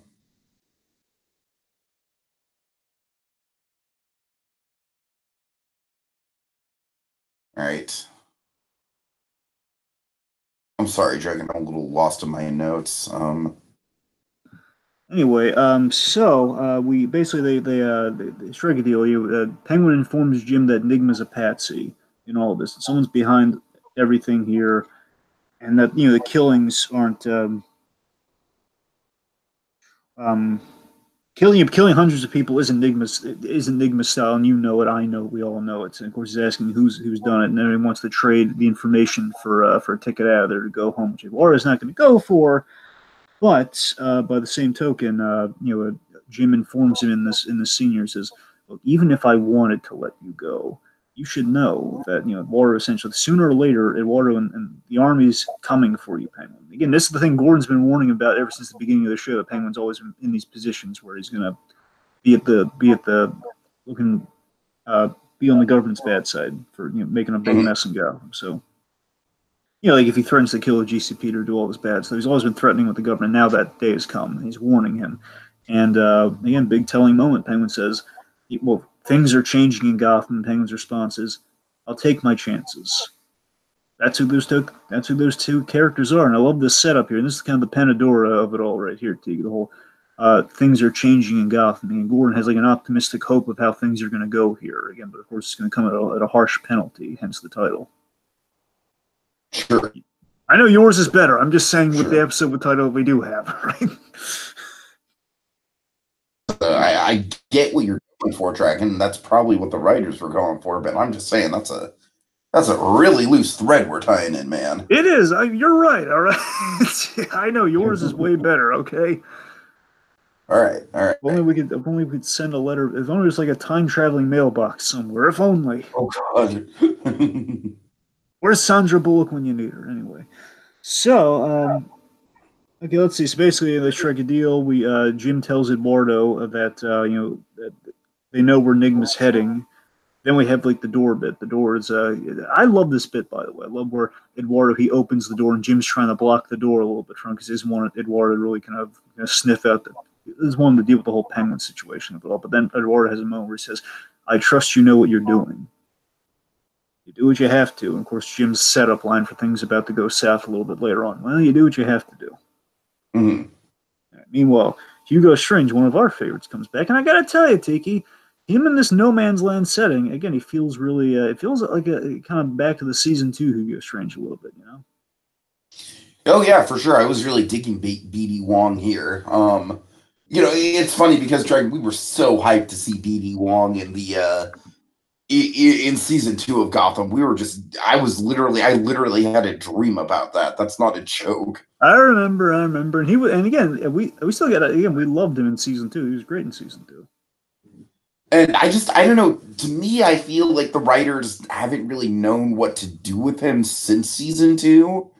And so I'm with you. It's nice to say it's nice to see Hugo Strange like sort of in his natural habitat, for better, really by all intents and purposes, fully realized in his comic book form. Very true. Yes, that's the thing. I mean, it's so cool, Tiki, is that I love in No Man's Land. Again, we have so much great world building, just a scene here with Hugo Strange. I'm so fascinated. Again, Hugo Strange just shows up in this episode. I'm so enamored by him already. It's like basically I'm as enamored with him as I was in season two because he's fully realized. Or at least like he's like, let's just say he's 80% realized because the whole Batman story is like, I don't know. It's just the point is he's like 75 to 80% fully realized in the grand scheme of things. But by Gotham standards, that's 85%. So anyway, math. Getting off of that subject. So Hugo Strange, he's been experimenting he's been doing experiments in No Man's Land, collecting the dead bodies to reanimate, presumably, which is creepy when you think of it. He's going to be trying to bring people back to life. Again, all the dead bodies in No Man's Land, especially after the Haven bomb, you're going to try to reanimate those. That's God, that's horrifying when you think about it. Yeah. So then Riddler, he kind of pulls the old Trojan horse gag, where he basically pretends to be a dead body, and of course he's got the jump on him, and of course it's again BD Wong is he's so wonderful in the scene here. His instant reactions, knows like how do we? It's so hard to describe how great BD Wong is as Hugo Strange because he has he's very precise with every movement, every line delivery. He knows exactly what to linger on. It's so creepy. He amps up the creepiness here for me. He says, "Oh my, oh my," that's pulls it.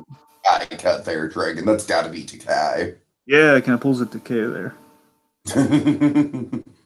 So of course you have the oh my, and essentially what happens here is Riddler he kind of accuses him of like messing with his alter egos, and this is what I love about Hugo Strange, and this is like so perfect what they've done here, is the idea that Hugo Strange again he's not playing dumb, but he didn't know presumably he's so fascinated by the fact that the psychological side of what Enigma's been going through here and how he basically figured out his own personality and how he repieced things back together. That's what he's fascinated by. And of course, Hugo Strange, being a character down the line, will be so fascinated by the psychology of Batman, he will dress up like him. That's how psychologically messed up he is. Right, yeah. Again, Hugo Strange is a fascinating, creepy character when you really think about it. So I love that he's fascinated by this whole alter ego thing with the Riddler, which he had no idea about. He did what he did to him. He didn't know about the whole basically the season one struggle with the Riddler. He had no idea about it. Mm-hmm. So he's instantly intrigued by it, like alter ego. I'm afraid I don't know what you're talking about. Well, I may have tinkered with your gray matter a little bit before the operation was complete. Tinkered with my gray matter. Put a chip in your brain. Your brain. I love how glib he is about. I put a chip in your brain. You know, as you do. God, again, he's so unapologetic. Now he doesn't have the play. He doesn't have to be coy about it like he would when he was running right. Yeah. Now he's just full on like I'm just doing stuff in my. You remember Hugo Strange? Here's the cool thing about I'm sorry, Edward. I sold you to. You are now a human puppet, and I sold you, and I put a chip in your brain. It's controlling your every whim. What of it? But I want to be a real boy, Hugo. God. Anyway, no, but in all seriousness, it's so cool that in the history of Hugo Strange, here's the thing, he just keeps coming back at these sporadic points, and that was the problem with Hugo Strange. But the cool thing about it, though, is that he's been tied into, think about it, he was running Arkham Asylum, he was in league with the Court of Owls, and technically Ra's al Ghul. I mean, Hugo Strange has connections. Oh, God. Oh, I forgot about that. He's got cool connections when you really think about it. That's the thing. Even though we every time I brought him back, it wasn't as cool as the first time we did it. But still, it's like again, we always do. Hugo Strange is kind of in concept always a cool idea. Anyway, so he's basically put a chip that remotely controls. They say someone has a remote that can control the Riddler. That's the idea, with that chip in his brain. And we have this great bit here. I believe this for a moment. I would have fallen for this as well. Where Hugo says, Enigma wants to know who's in control, like who's controlling the chip, like who told you to do this. He says, I can't tell you, but I'll write it down. So if I'm asked, I don't have to lie. I can honestly say that I never told you. Exactly. It's great. So then he sprays Nigma and basically kind of he sprays him with like a neural cutout. He basically kind of short circuits the chip in his brain. You know, it's like this aerosol spray, something of that sort. So basically, he's but again, there's a thing. He's mystified by Nigma and that. He's mystified by Nigma and how he was able to kind of come back. How he was able to basically figure out that he was being controlled and that something was going on there. I guess I'll have to. He's Miss Nigma, you mystified me. I guess I'm going to have to open you up and take a look under the hood. And he's reaching for these medical implements. You know me, Tig. I was on. Oh God, here goes Strange. He's going to be so creepy. Kind of reminded me of that moment in Spider-Verse where Doc Ock has Peter B. Parker, she's just like, oh, I need to run all these tests on you, and oh, there's so many questions. It's going to be absolutely painful, and I, for one, can't wait to see it. Yeah, exactly. Yeah, I gotta tell you, more you name drop Spider Verse, the more you make me just want it on DVD, and it's not out yet, man. So stop it. You know what, Dragon? The cool thing about Spider-Verse is that it didn't it's one of those movies where I was very worried about it the first couple weekends because I was like, oh man, it's not getting it didn't really open that strong, but it's been holding its own, man. It's I believe it's still in the top 5. It's definitely that has legs. Iggy, the cool thing is when I was seeing, you might not be able to get Spider-Verse on on home video right away, but just be glad that it's still kicking ass in theaters, man. That's a victory. You know something cool, real quick, because we're going to spend too much time on Spider Verse. We could spend any number of time on Spider Verse, but that's anyway. The point is, last time when I saw Glass, I could still hear people it's not even with kids, just people getting ready to see Spider Verse because they're so into it, they're so dialed into it, man. I mean, that warms my heart. Good nice. For Spider Man. Anyway. So creepy Hugo Strange stuff is brewing. Meanwhile, oh, here we go. Oh boy, oh boy, oh boy. So again, we go from a real creepy, faithful scene to Hugo Strange to, oh God, probably one of the most heartfelt scenes in the whole episode here with Bruce. And oh man, oh God. Someone break out the inside out tissues. Oh man, this is. Go to your dump truck, inside out tissues now, pronto, stat. I don't even know where to start with this, man. This is all right. So. Yeah, we got some stuff to break down here. One, I love this. Bruce is looking for Jim, specifically, and this is what touches me a little bit. In part, before the scene even gets started, man. I love the fact that Bruce is looking for Jim because he always goes to the gym on these personal matters. And that to me kind of touches me as a Batman fan. Oh, he's looking to confide in Jim. That's nice. But so then, he's Bruce again. He's really shell shocked. He's really defeated. And again, he's not only looking for Jim for kind of that anchor, but he's looking for Jim because Jim would know how this feels like. Because he's been there. Because right now, it's not that Bruce is just heartbroken by the girl that he likes, but he's more heartbroken by his faith in humanity. Which again, he's losing a lot of hope. Which of course, Jim would be the go-to guy on this. And then we have a wonderful surprise. Jim's not there, but he gets some wisdom. He's getting some wisdom from Bullock. Oh man. So it's a really quiet scene. It's like nighttime, and Bruce is saying what's with the soldiers? Like, oh yeah, the government sent them finally. Because there's gonna be a big thing for next episode. So Bruce knows the whole deal with the soldiers and everything. Anyway, so this is after the Selena Kyle scene. He's basically and it's such a Donald Logue is perfect in this scene where he's like, hey kid, everything all right? And we see Bruce. He's like, I just love the fact that I'm sorry, this scene's so beautiful. I'm kind of tripping over words here, but the point is, Bruce sees that people are losing the will to do good. I see people losing the will to do good. People I love.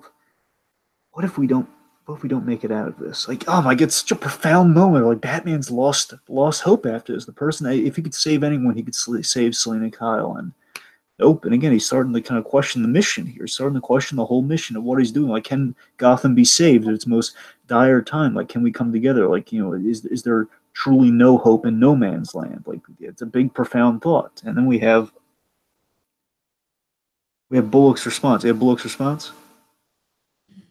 Yeah, hold on 1 second. My bad.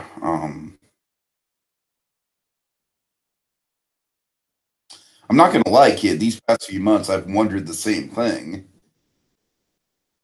And And when I don't know what to do, I come up here and I dig into these case files. I sit my ass down and I get to work. I used to hate that paperwork. Now it's the only thing that keeps me going. It's the little things that matter. Act by act, deed by deed. It means something, even if no one notices or cares.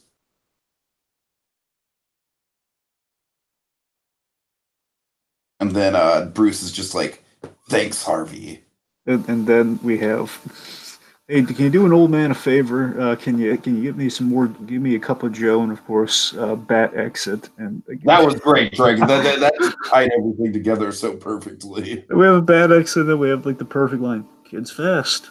Okay, so there's a lot to break down here because oh my god, I'm gonna blow your mind here. You ready for this?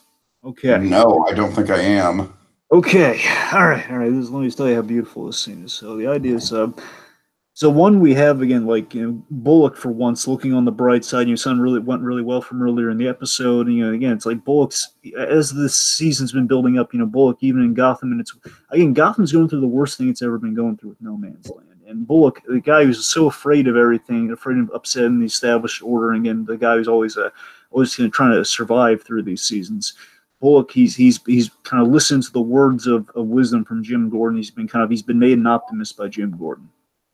He's the guy trying to keep Jim all together this season. The fact that Bullock, again, we kind of check off a box with the whole Jim Bullock arc, really realized in a really beautiful way that they're bonding, again, how they've rubbed off on each other in a way. Gordon's more wise, and Bullock, of course, is more hopeful and honest and on the money, to the point where he would be giving Bruce this advice that would kind of change the course of his life to an extent, where think about this, Teague, and this thing that really I love looking at it this way. Maybe not everybody looks at it this way, but regardless, you can look at a number of ways. But when Bullock says the little things matter, that to me makes me think, like, years later, maybe it's like, we don't know how it's going to go with this Batman, but, either if you want to go so on the nose or not on the nose, the fact of the matter is, Batman's a character who's very obsessive in the little details, or the way I like to look at it, maybe like if there's an Adam West Batman down the line, if there is, that Adam West Batman is going to be also persnickety about enforcing the little rules, like all the little things like the jaywalking and like the PSAs, like that sort of Batman. I love the idea. That's kind of what Bullock's kind of put into effect here. It's the fact that he's, again, whether they want to look at that or just like how Batman's like all about like the little cares about everybody and all the little things. Regardless, either way you want to slice it, it's just the fact that Bullock kind of put that into play here when Batman was really questioning himself before he was formed, and enforce the little things, don't, again, as Bruce in this dark, hopeless moment keeps going because of this scene. I thought that was cool. Nice. It really did make me weepy. I was watching, like, oh my God, it's so beautiful. Oh yeah, of course the Bad Exit was like, oh God, now I just died. Need another box. Right. Take my money. Yes. Just tossing my money like a t-shirt gun full of money. Make it rain. It's raining feelings. Anyway. Oh God. All right, so let's see. So then we. And of course, I think this episode's so bizarre with how they keep doing this, but it's kind of cool though. Is with the transitions. Could we go from these heartfelt moments to these heartbreaking or creepy moments? Because then we go from that scene where I'm just so dialed into it. Then we go to a scene where it has me literally very truly horrified, where we reveal Nigma, and then we reveal his head. The top of his head has been cut open. Yeah, I was thinking about you when I was watching this scene, buddy. I know this kind of stuff gets under your skin. Like, we're going full Hannibal on this one, man. We're going full Hannibal ending on this. Like, oh God, no, oh. where oh yeah, Hugo Strange is doing brain surgery on Nigma. Here's the thing that disturbs me more, T, is the fact that it's the Riddler. Like, oh come on, the Riddler's his best asset is his brain. What are you doing, man? It's like touching up the Mona Lisa. What are you thinking?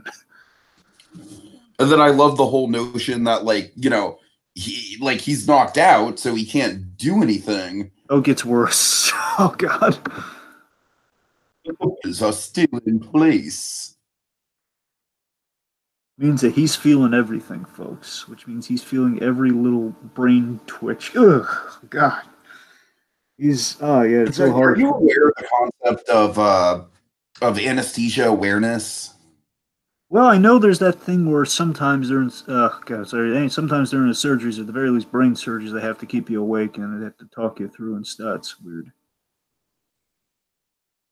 No, no, no. What I'm talking about is even creepier, and it's like there's like a 1% chance when you go under for anesthesia, which is like 1% more than I would be comfortable with that the anesthesia. Okay, basically, Dragon. Oh God, I'm gonna terrify you with this if Oh, you don't. don't. Oh, great. Just great. I mean, this is okay. So basically, the idea is that. Oh man. So imagine if you like. So basically, you're knocked out, and all signs point to you being knocked out, and you're paralyzed. You can't move. You can't do anything, right? But you can feel everything. Oh, God. Yeah, yeah. All right.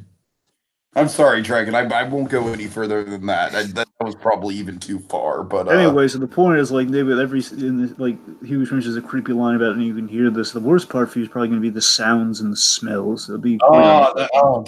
oh God, the sounds, man. The sounds is that is what would get to me legitimately. You know, like the little whirly kind of brain saw thing. Like, yeah, oh God, it's a circular, mini circular. Oh, anyway, so as this is happening, as he's like, basically he's adjusting the chip, and we learn that the electricity short circuited the chip out, which is why basically that's specifically why he had that memory flash. I like the pseudoscience there. That makes sense. Oh, Like like the head injuries knocked it loose, and then the electricity shorted out later on. All right, so then we reveal Penguin. Penguin's got a secret vault where it has all of Gotham's riches, and the idea is that Penguin, time for he has Edward, and he goes down to this big old vault. And it's time for a change in scenery. The idea is that Penguin wants to get out of Gotham, which is going to be quite tricky given that it's no man's land. So that's what Penguin's going to be doing, really going forward. Meanwhile, Hugo Strange, he's going to try to do that. We know he's going to be not successful in that, given how the season starts. Anyway, so Hugo, he's stapling Nigma back. Oh God, I wonder. I wonder if it's like one of those surgical staple jobs, or if it's just Hugo Strange is like just kind of not taking pride in his work. That's the thing that would terrify me. Like Hugo Strange didn't care. right, right. That's the thing. I wonder if he's really putting the full effort in kind of fixing the stuff that he just did. Anyway, so and of course that's when he determines the whole short circuited with the electric chair and everything. So then Jim have this reveal, Jim putting a gun to Hugo's head, and then we have this great line by Hugo Strange. Do you have it? Oh shoot! Hold on. I got it. It's fine. It says, "Okay, go ahead. I'm merely helping a man who needed medical attention." This gives us complete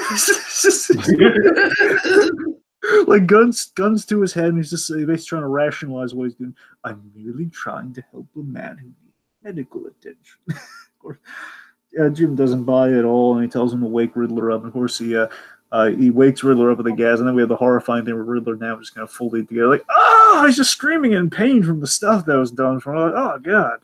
So then he fills Jim in on what's been going on the whole. Like, Hugo Strange put a chip in my brain that's I'm being controlled by somebody. And Jim's asking, who contracted you to do this? Who? And of course, then we reveal Eduardo has the remote. Bum bum bum. What a twist! Yeah. The one they escort Hugo Strange out, which implies that Hugo Strange is going to be a big fixture in the episodes coming forward. So I kind of called that. I called Hugo Strange is going to be tied into certain events coming up. Oh. All right. So let's see. So then, of course, all right. Okay. So we learned that Walker. So Walker, remember? Okay, this is interesting. I kind of had a theory on this, by the way. So Walker, the Jamie Murray character on the radio, the lady who seemingly was the government, her secretary, Teresa Walker, that lady. Remember? Yeah, sure. So Walker, as according to Eduardo here, Walker, his boss, the one who sent that team specifically, wants Enigma taken out. Now, I have a theory about why we have this character on the radio, Tiki. I think her name. I know why. I think I know why her name's Walker. I think they wanted to use Amanda Waller, but they couldn't. Oh man. Seriously, I legitimately think that's the case because of all the names you could have given this, like Teresa Walker, to my knowledge, Tiki's not a character in any of the comics.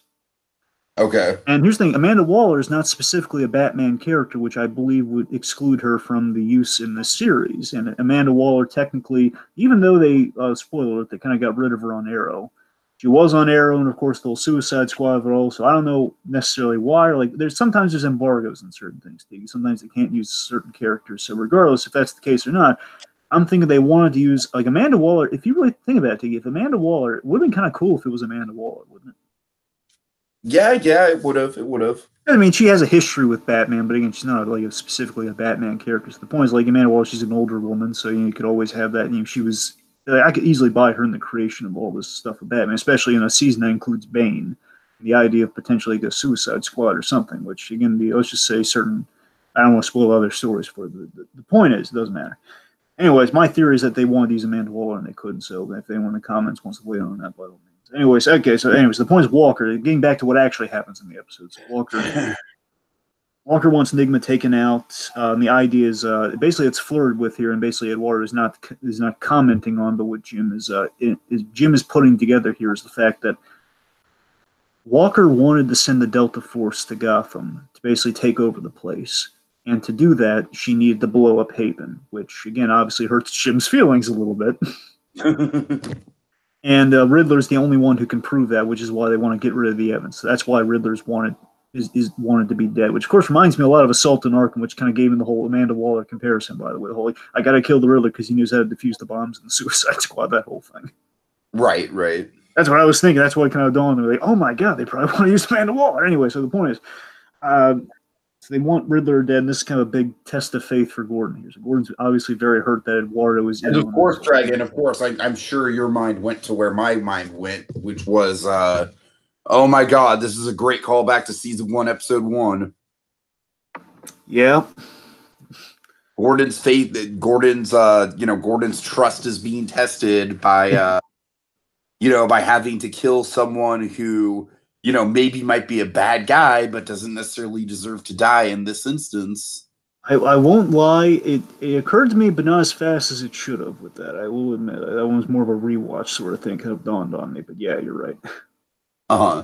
I don't think they were going for that, but I think that was kind of an accidental really? thing. I thought they were going for that. I don't know. No, I think it absolutely fits, Tiki. I just don't think they were specifically going for that. But I'd love to think they were going for that. That'd be cool. Anyway. So because I think you know more than you do with the Pena. He's not going to shoot the Riddler. He's not going to do it. But yeah, it's more of a point is so he has his moment. It's the big test of faith there. He does not he's asking Eduardo like why are you doing this, and the whole thing like he's a soldier following orders essentially. This is the mission. If you want in on this, you have to shoot him. Of course, Jim doesn't. He puts his gun down. And then we have this really great line here. I got it down.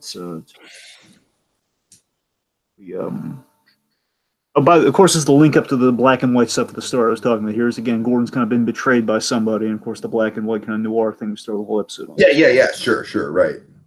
All right, again, to me, this is what really relegated to me too. I really felt in this scene. This is like the curse of Jim Gordon. Like Jim Gordon, as much as he hopes, and this is like again the hard penalty of it all, the harsh punishment of it all. That Jim's optimism comes at a price here. Again, he's hoping for the best. Like we have someone has come to help him, and again the curse of the corruption in Gotham. Like Jim Gordon is a magnet for corruption. Like it surrounds him. Like his friend is essentially gone corrupt, in kind of more of a military level, but he's gone corrupt on him. And he turns on him. So. Mm-hmm. That's what jumped out to me more on the first watch than the other thing on the second watch. But so then of course he has his line to him where he puts his gun down, he refuses to shoot Enigma, and he says, "Looks like I saved your life one too many times."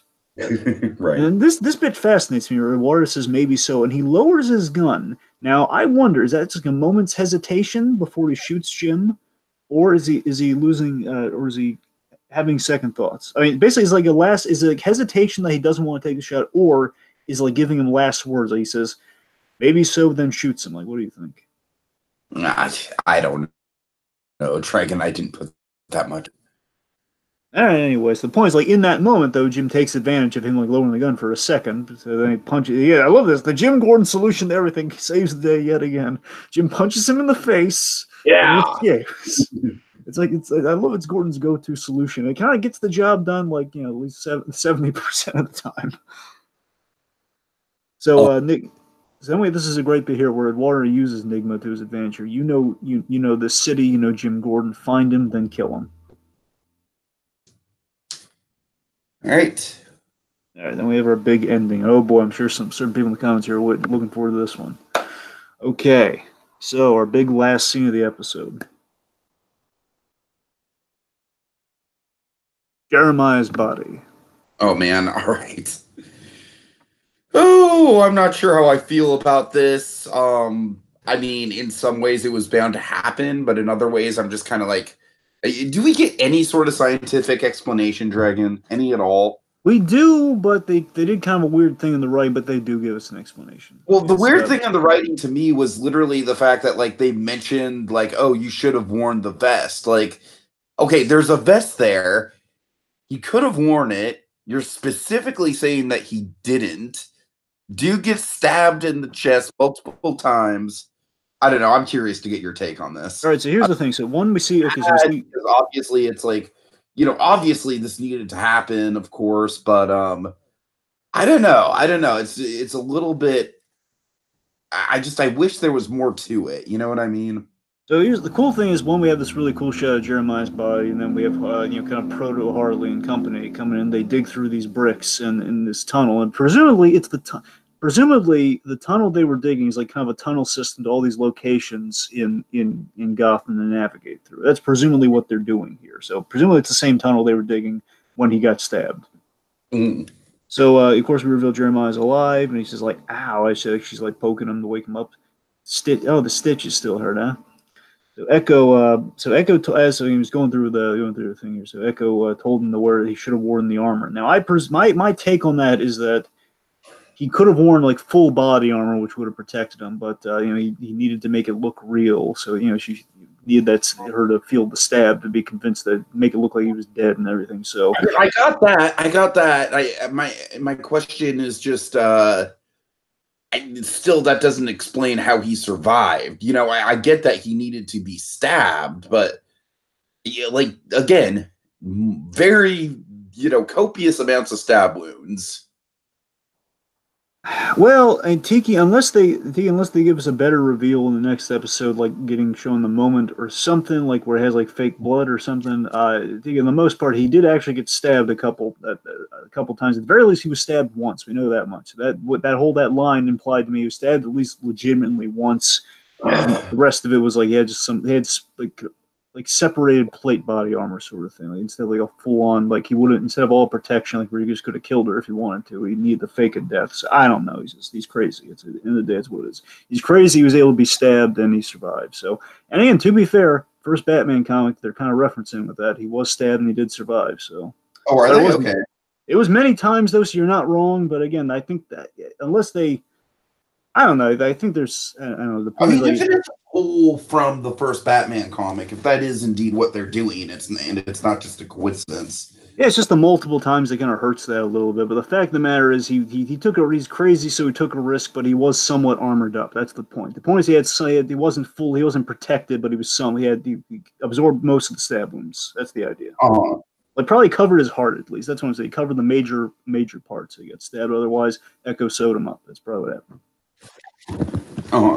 Anyway, so and we have this great bit here where he kind of critiques Echo for again this kind of really again it's the Harley Joker dynamics made even creepier in its prototype state here with this proto Harley where again she has that bullet in her head. I love the way I'm not forgetting that she has that bullet in her head that's gonna really mess with her neurologically. And of course, tell me you saw it, especially this time, Tiki. Again, she has the eyebrow pen under her eyes. So, you see there's serious neurological damage. Like her left side. Yeah, for sure.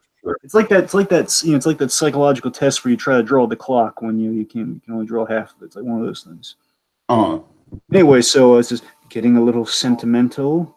Or why don't you give that bullet? Give her a shake. Basically, she shakes her head. This is better. So that bit creeps me out, man. That really does. It's like, oh god, all that things in people's heads this season. What is with this season, man? Hey, it's the last season. They got to go all out, And of course, Jeremiah's line is like, "We have, I had to let Selena stab me at least once. It's verisimilitude trumps precaution." Mm-hmm. Yeah, right. She says, yeah, right. Yeah, you're right. So anyway, so we have, anyway, yes. So, Oh, yeah, we have the surprise. Okay, we have a big. Sorry, I'm just trying to decipher something real quick.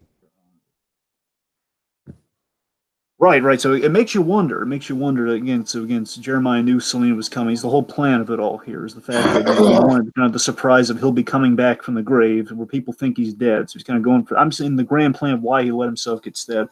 One, I think it's for the surprise, but two, I love to think that he wants to send Selena Kyle into a spiral that's going to break her and Bruce up. I think he wants to torture Bruce with the whole Selena thing of it all. So I like to think that's also part of his plan with getting like faking his death too. You know. Mhm. Anyway, so he gets news. He's been woken up because basically he's been kind of sleeping. He gets woken up to what's going on here. All systems are go for the big plan. Oh God, Tiki. This to me is probably the most excited I've been at the end of the episode because I realize I know what they're doing at the end of this episode. I recognize what they're doing here. So they lead. She leads the way through the tunnel system. I know what that is. Oh boy, I tell you though, I love it. This is a reference to. We'll get into it with spec. The point is, Jeremiah is. He's in this. He's in this. It's not necessarily purple, but it's like this bluish coat. It's again, you're getting even more and more Joker like in the looks. And now he's wearing like the bluish, purplish coat and everything. He's purple shirt and everything. He looks great, doesn't he? Yeah, yeah. So basically, we have one. The scene is structured as an homage to Batman '89, where it's the big like mirror scene. It's that scene, remember? Mm-hmm. So in an '89 homage, we have a plastic surgeon who's basically taken a couple and he's done some plastic surgery on them. And they removed the bandages to see the handiwork, and we don't see him because of course they're facing away from the chairs. And then we have this.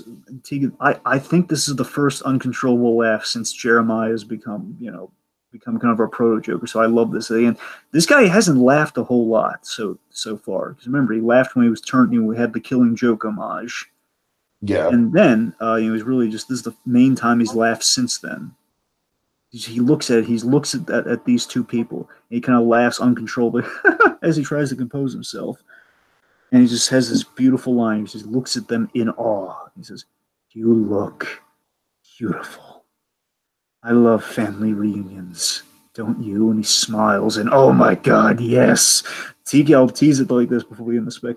He's about to do something truly evil and twisted and in the Scott Snyder style. You best believe me. Tiki's about to do something I truly believe you. messed I up. believe you.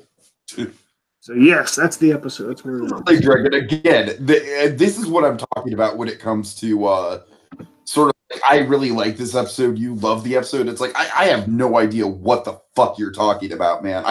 I haven't the faintest clue. I like whatever this is a reference to. It just went straight over little old Tiki's head. All right. Okay, well, let me get your take on it. Just not knowing precisely what it's going to lead to. What did you think of the ending? Tell me.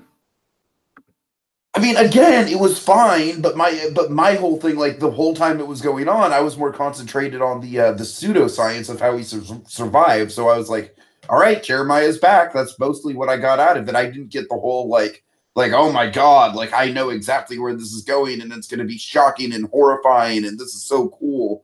Like honestly, Dragon, I'm not saying this in a bad way, but I feel like this is like a red letter media situation. You know, this is like I clap because I know what that is. Well, still though, he's back. He's looking even cooler, and he's about to do something really bad. Even if you don't know all the stuff attached, it still looks pretty cool as an ending, though. Oh, it does. It does. It's a good look. It's a good look. Again, the performance is good too. I'm not like jumping it the same way you are. That's Yeah. So. Okay. All right. So I just want to put on the record here that we are 2 hours into the podcast, my friend. Oh God. Oh, okay. We'll try. Yeah, again, I know you have a lot of spec, but we don't have a lot of spec. We'll keep it quick. All right. So. Okay. All right. Promo, real quick. Promo. We see Bruce taking out some soldiers while he's on the kind of the comm link with Lucius, which is a really cool moment. Jim's on the run, being shot at, presumably by the Riddler. Eduardo is taking over and kind of cleaning house at the GCPD, which is bad. We have a really funky looking bird lady. I have no idea what this lady's deal is. Let's see. Beyond that, sorry, a funky looking what? Bird lady. Well, her whole deal, Dragon, of course, is she's just like, feed the birds, tuppence a bag. I mean, I think it might be an obscure. I was like, I don't know. It's just weird. I don't know. We'll see what happens. But Let's see. We got a glimpse of Jamie Murray. She's like a super villain version of Pigeon Man, and she has like these pigeons who do her bidding. I mean, look, they're. I It's think like if Pigeon Man mixed with the birds. let me put it to you this way, Tiki. If they really want to impress me, they're gonna say that character's name is Magpie, and it's gonna be like a cool, like little Beware the Batman callback. But All right, all right. anyway, okay, let's see. Getting back on point here, so we have a glimpse of Jamie Murray. We kind of finally see her for a bit, and then we have a big tease at Bane. Yeah. Okay, so speculation. Basically, got okay. Here's the. Want to start with the Joker or the Eduardo thing?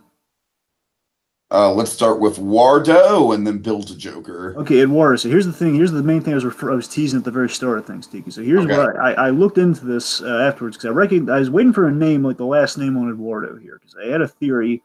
I had a theory on who's that. Anyway, so look, Eduardo. I had a theory on this guy, and I wasn't like saying, oh, I knew who this guy was from the start. I didn't know. In marketing, when we speculating from the trailers, I had no idea who this guy was going to be. I thought it might be like an homage to No Man's Land. I had no idea who this guy was going to be. But then getting the name, I looked into it after the episode, and I was like, I had a theory, like, he might be this guy. I don't know. It'd be kind of cool if he was. I doubt he's going to be, but he was. So Eduardo, this character's full name is Eduardo Dorrance. Now, Dorrance, when I looked it up in like IMDb, like that last name's like Dorrance. Okay, I think I might have seen that before. So Dorrance is actually in the comics. His name is Edmund Dorrance. Now, Edmund Dorrance is a character by the name of King Snake. Now, Tiki, King Snake is Bane's father. Oh, really? Really?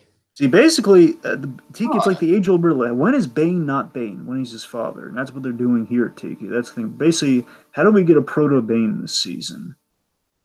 We make it King Snake. We make it his father, who, again, it does have a correlation to all that stuff. It's a really deep-cut thing. I'm sorry, just to clarify, because this is a little deep cut for me. This guy isn't our actual Bane, right?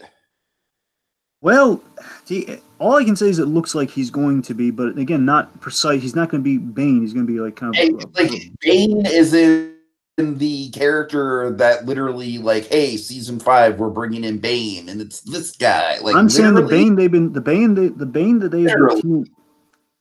that they've been teeing up in the marketing seems to be this guy. Really? Really? And I could be wrong because I think in interviews I'm almost convinced. Basically, I think the interviews have been coy about, but I think some interviews have implied that he's a big role in the season. Therefore, he's probably going to be Bane. Oh my mind right now, man. I say smart money's that he is Bane because I think in the interviewing stuff they've said that this guy is going to be Bane for the Eduardo is going to be Bane. But again, it's because again I'd have a little bit of reservations if they were just going to make this guy flat out Bane. But again, he's not flat out Bane. They basically take what I'm geeking out over in this episode retroactively and getting really excited for going forward is this whole season I've been terrified, like, oh god, they're gonna find some way to do Nightfall when we don't even have a Batman, and it's gonna bomb. Right. It's one of those moments where, like, brilliant show you. I had you dead to rights, and you found a way out. You did it, man. Or again, this seemed like the closest thing we had were in the speculation for this whole season was the whole Viper callback to season 1. I'm sure it's going to come into play in some extent. But regardless, they made it even better by going super deep cuts with it, with like the whole Bane's father story from the comics, which we got a little hint of in Dark Knight Rises with the whole was Ra's al Ghul Bane's father. That whole thing in Dark Knight Rises, that's based on the whole who's Bane looking for his father in the comics, who basically was real quick one sentence things that in the comics Bane was looking for his father after Nightfall. He was getting off Venom, like he was getting over the Venom drug. He was like going cold turkey on it. And he was trying to learn about himself. He's trying to wean himself off the drug. And he was looking for his father. He thought Thomas Wayne might be his father, which means Batman might have been his brother. And he was looking for, again, who his father might have been. It could have been Ra's al Ghul. And the other thing was King Snake was a huge contender about who his father might have been. All signs point to King Snake being Bane's father. So essentially, that's what they're doing here. Eduardo is supposed to be King Snake. And again, to me, that's a solid proto-Bane. That gives a legacy. And again, Tiki, more importantly, in grand scheme of things, in the Batman show we're never going to see, it gives Bane a reason to be obsessed with Bruce Wayne and Batman. because Bane, again, he's probably going to be pivotal in defeating his father. And tell me that's kind of cool, right? Yeah, it's definitely cool. I'm just kind of being thrown through a loop here. This is like not what I was expecting. That's what I'm saying, though. I mean, they kind of found a way to get away with doing Bane. I was so worried about that this season. Now my fears are alleviated. My big fear of the season's been kind of alleviated. That's kind of what I'm geeking out of the episode over. Oh my god, we got King Snake, and that's so brilliant. And that fits a prequel show if you do a prequel Bane through the father. It's great. Uh-huh. I mean, we'll see how it goes. I mean, it could go south for all I know. But again, King Snake, I'm so just with that little thing. Okay, I'm sold. All right. I mean, beyond that, just with all the basically, I only have Eduardo and Jeremiah specs. So basically, the rest of the Eduardo thing is that I think Scarecrow, of course, Scarecrow has been floated around. I think he's going to need a gas mask to. He's either going to need Scarecrow to make the Bane get up, which would include the gas mask, which is basically a filtration system for the Venom drug. So that's what I'm thinking. The Scarecrow. I don't know. Yeah. Like my theory for Scarecrow was that Scarecrow was basically going to be the mini boss before the main boss, so he was going to be the person that have to be taken down to like get to Jeremiah. That's it's possible, but I don't know. Scarecrow seemed to be a free agent in those earlier episodes, but you never know. He might be on the mind with that. He could be in league with him. No, I'm not saying he's in league with him. I'm just saying, like, from a storytelling point of view, it's like okay, we've got to take down Scarecrow, and then we can take down the big dog. I don't know if I'm making sense with that. Well, I'll give you this. I think if Jim's going to be going after Eduardo, he knows that he's going to be targeting the big villains, which would include Scarecrow, so maybe it's kind of a race to get the Scarecrow, perhaps. Uh-huh. Regardless, again, I'm wondering if Scarecrow is going to be an X factor in the creation of Bane, because I think that because we know this, we know they're going to need Hugo Strange, because again, they have Hugo Strange going to store it away. I think Hugo Strange is going to use Scarecrow's chemicals or like some sort of filtration system the Scarecrow has, and he's going to basically kind of in the mix of all that, Hugo Strange is going to create Bane out of Eduardo. That's what I think is going to happen. Okay, Jeremiah, though, that's really the last of my spec here with Jeremiah, real quick. Basically, what I know what they're doing. So basically, this whole plot, without giving all of it away, I feel is it's kind of a pull from two Scott Snyder stories, one of which you've read, Tiki. Death of the Family and the whole, like, he's trying to help Bruce Wayne story. And I think Endgame. The family in there. Then we have Endgame, which, of course, is the sequel to Death of the Family, where it's basically in one story Joker loves Batman, the other story Joker hates Batman with everything he has. And he goes after him without, like, no, like, we're going to do this forever sort of mentality. It's like, no, I'm just going to end it right now. It's kind of, that's what that story is, and it's so, I just love that story and premise alone. But anyway, the point is, let's just say in Endgame, there was in Endgame, one of the moments in that story is basically what Jeremiah's plot is going to be in this, where he's basically going to in some, I won't say how he does in the book, but let's just say he is going to I think he's going to recreate the origin of Batman to help Bruce face his trauma and get over the death of his parents. Which, of course, I think this episode brilliantly we remind the folks about the whole death of the Wayne family through like a poignant scene with Selina. And that kind of gets it fresh in your mind. So Jeremiah's going to recreate that scene. And he's done plastic surgery to just a random couple to make them look like Bruce's parents. Which, by the way, just completely coincidentally in the comics recently, they've done it for like this big Detective Comics 1000 story they're building up to. Like the story opens with like a couple that have been surgically made to look like Thomas and Martha Wayne, which again, Tiki, they couldn't have planned that. It's completely coincidental because one of these shows in production when that comic's being written. Anyway, doesn't matter. The point is, I think Jeremiah's trying to help him become Batman. Therefore, he's putting him through this really horrible thing he's cooking up. You follow me? Yeah, I follow you for sure. All right. Lastly, the episode title, 13 Stitches. So they renamed this stuff because remember it was like the air's getting slippery up here. Now they've renamed it 13 Stitches. Okay. You got any thoughts on that? I can't say that I do because I'm just finding out about this right now, so I'm still kind of processing it. Well, I think 13 Stitches. I think, I mean, you might know more than this than I. How many stitches, like, if someone gets stabbed, like, would you usually one stitch to sew up the full thing, or is that, like, multiple stitches to go through the thing? What do you think? Why would you assume that I know more about that than you, specifically? Well, you knew about the anesthesia. Yeah, you knew about the anesthesia. Stab wounds. You knew about the anesthesia thing. I don't know. I took a leap. No, I don't know if I'm you. sorry, Greg. I don't know about the stitches and the stab wounds. Okay, I'm sorry, but I get what you're getting at, though, and it could be in reference to the to Jeremiah's stabs and the He was and stabbed like 9 times, so you're in the right direction there. because he was like stabbed 9 times. I'm thinking maybe the 13 stitches could be in reference to that. Regardless, 13 stitches I think might be in reference to. I'm sorry. That's like that was almost like throwing me under the bus. Like Tiki, you've stabbed someone before. No, I'm saying you might look. I'm not saying you've stabbed someone. I'm saying you might have been stabbed by somebody, but doesn't. Well, I'm look specifically. I'm not saying you've been stabbed. I'm saying you might have done Wow, something. wow! You realize how bad that sounds, Okay, right? you're putting in the stabbing context. I was thinking like maybe like you cut yourself on a piece of glass. I don't know. Maybe you have something stitched up. I don't know. All right. Well, People get stitches. I've never been stabbed. All right, I am Well, proud. you're the one who made it about stabbing. All right. I'm just asking if you know how stitches work. Or I don't really know how the stitch. No, I really don't. I can't say that I I don't know do. if it's just use the one thread or use multiple threads within the same cut. That's what. All I know Anyway. is that just freak me out. I know that's the thing. That's why. Anyway, that's why I don't look into it. Therefore, I don't know. Anyway, the point is getting back to this. So I think 13 stitches in its title is going to be. I think there might be like a Enigma's brain tie into it. I think Enigma might be trying to take the thing out of his brain, which would include like stitches and stuff, something like that. So maybe that's going to be what the 13 stitches in reference, like how many stitches they have to navigate through to get the chip out of his brain. Oh, I don't want to think about that. I know. That's what I'm just trying to lot again. It could be that. Could Oh be. man. Oh, that's like Okay, so this is like the equivalent of like the mental nails on the chalkboards thinking about all that. right. So the flip side of it not being that, again, it could be both or it could be a correlation. But the other thing is that in the Telltale Batman game, there's this really great kind of equate. There's really great line they have between Joker and Batman. That's through they're part of the same stitch. So I wonder if there's going to be like Jeremiah having a really awesome build-up speech about 13 stitches, perhaps with the whole stab wound thing.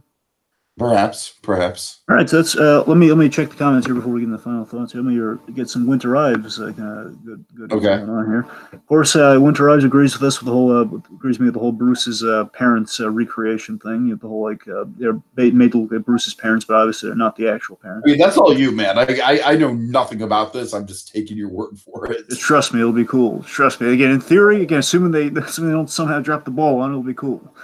He theorizes he says the black and white lady, the bird lady I was talking about, the black and white lady saying "bang bang" reminds me of the black and white Harley thing in I can't remember which animated series it is. Oh yeah, so the black and white well, let me put it this way: Winter Ives. So there's a chance you might be thinking of Magpie and Beware the Batman, because that's what I'm thinking with the hairstyle and all. But no, specifically the black and white Harley Quinn you're thinking of is Batman Brave and the Bold. They had a really cool take on Harley Quinn where she was like a 1920s flapper. It was just kind of it was black and white in concept. It was kind of a neat little idea there. All right, let's see. Could be a coincidence, which again I think is a coincidence if they're going for the Harley Quinn thing. If it's Magpie, be perfectly okay. Depends on the size of the wound. Basically, I think it was the stitch thing we were talking about. Same thread. Oh, we got an answer for it. Okay, so depends on the size of the wound. Same thread for one cut.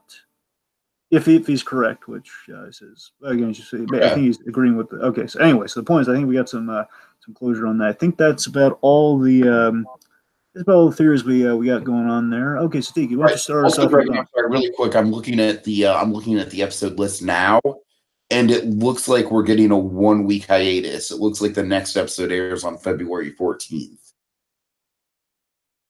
Oh, Valentine's Day. Interesting. Oh, yes. Part of me wishes. Do you mean like so next week? There's not going to be a new episode.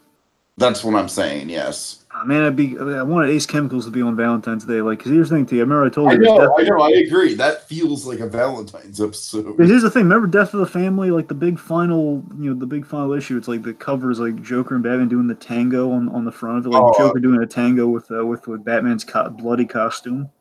Right. It came out. The big ending to that whole story came out on Valentine's Day. It was so creepy and cool. And also, unfortunately, this is just kind of like some housekeeping here. I'm going to be at Knott's Berry Farm the weekend that Ace Chemicals comes out, and so we're not even going to get to talk about that one until probably like Tuesday or Wednesday. Probably Tuesday. No! So, yeah, I just want Why? No, I know why. to.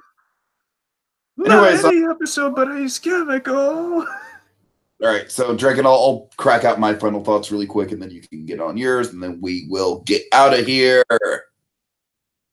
All right, so final thoughts on this one. I don't love it as much as Dragon does, just because I'm not as privy to the all the comic stuff and the whole like, oh, I know what this is. I know exactly where this is going. Oh man, they're leading up the breadcrumbs. They're laying it out perfectly. Like, honestly, a lot of that went over my head because I'm more of a casual Batman comics fan. I basically read whatever Dragon tells me to read as quickly as I can get to it, which is at a snail's pace. But this episode is very good, Dragon. Even talking through it, like, honestly, I was just kind of thrown through a loop with the whole with the whole Mob Eagle of it all, man. That whole sequence just was like, it really just gave me a total whiplash. It was kind of just like, oh, wow, like, what the hell are they doing here? This is season 1 for sure. But no, you're right, Dragon. Talking through it, it's like the whole episode is, it very much feels like we're sort of building something, we're culminating something, and, it's got some season 1 wackiness, it's got some pathos to it, it's got an awesome Bruce and Harvey bit, which I really love. And it's got some good Hugo Strange in top form. I mean, I can't complain, Dragon. This episode, it's got a little of everything. Now, I'm going to say I don't think this episode is quite as good as the last episode, personally. But like I said, I think a big factor in that is just the fact that I'm not as privy to the comic stuff as you are. So that's probably me just being a filthy, filthy casual, Dragon. Right, part of the casualist party. God. Well, Tiki, I want you to answer this in all seriousness. Are you a member of the casualist party? I know we don't get Dragon, I am political. not affiliated with any sort of politics. I mean that literally. I phase politics out of my life. I can't deal with it. It's also corrupt. I just kind of let the cards fall where they lie and live my life according to that. And sorry, I'm getting too political just saying that I don't get political. That's literally a political stance in itself. So, folks, it goes to show you the 3 things you don't talk about: religion, politics, and the Great Pumpkin. I think we've learned anything, we've learned that here. Well, I mean, specifically on this channel, I kind of have a no politics rule, unless the thing that we're talking about is overtly political. But yeah, anyways. Anyway, so so my final thoughts would be, of course, so Winter Ives agrees on that front. And yeah, we're just giving casual to this. That's funny. Anyways, okay. Wait, Winter Ives agrees on what? I think he agrees, so leave politics out of things. Oh yeah, good, yeah. Yeah, agrees with the sentiment overall, kind of the credo of the channel, I guess. The whole, I mean, I'm very much like a can't we all just get along type of guy. You know what I mean? And I know that for some people that's a controversial statement, and that's just the times we're living in. But actually, again, he may or may not be in agreement with that. But at the very least, he says last episode is better, and I think that's the main thing he said he's agreeing to. Kind of a delayed. Oh, okay. On that. So forget our political point here, folks. Again, this political joke has gone far enough. I was just joking about all that politics stuff. Anyways, the old McCarthy. How do you feel about Trump, Dragon? Oh, okay, well, now you've given. I'm just kidding. I'm talking about the McCarthy hearings. You're talking about currents. Anyway, so anyway, I'm so sorry. I didn't mean to. Anyways. Anyway, so my final thoughts on the episode. I thought this episode was great. I think there's a number of excellent scenes. Again, like change is coming to Gotham, but not hope. And like Jim thinks a hope that had finally arrived at Gotham. Of course, was a big kind of, which of course was a big kind of false idol to him. Which of course I think if kind of the whole Bane story of it all ultimately is indicative of anything. Again, it's kind of that false hope, like a false idol of it all.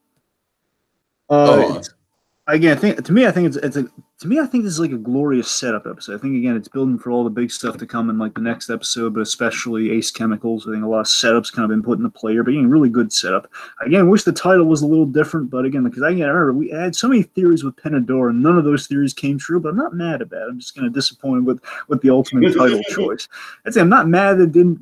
I was ambitious with we had that opening with maybe maybe we'll get that Pena, Dura flashback episode. Like why can't we have a flashback? Arrow has forces a flashback flashback episode every episode. Why can't Gotham get one flashback episode? How hard is that? Oh God. But anyway, so thematically, the thematically with the whole Penador of it all, it's about harsh realizations, about hard penalties. Like that's again, I think it communicates that again. Like Selena's really harsh on him.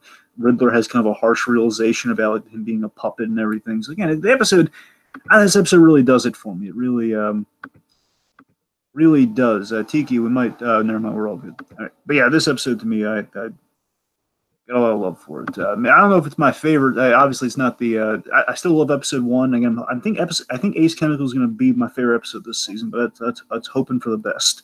We'll see how that goes. I'm trying to keep my expectations in check for Ace Chemicals Dragon.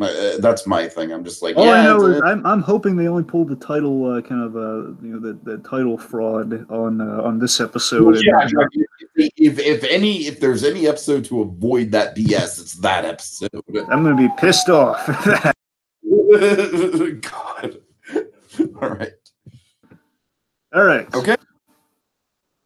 Remember, kids, no matter how dark and scary the world might be right now, there will be light. There will be light. Until next time, when we go exploring Gotham yet again. I'm going to fix you, Ed.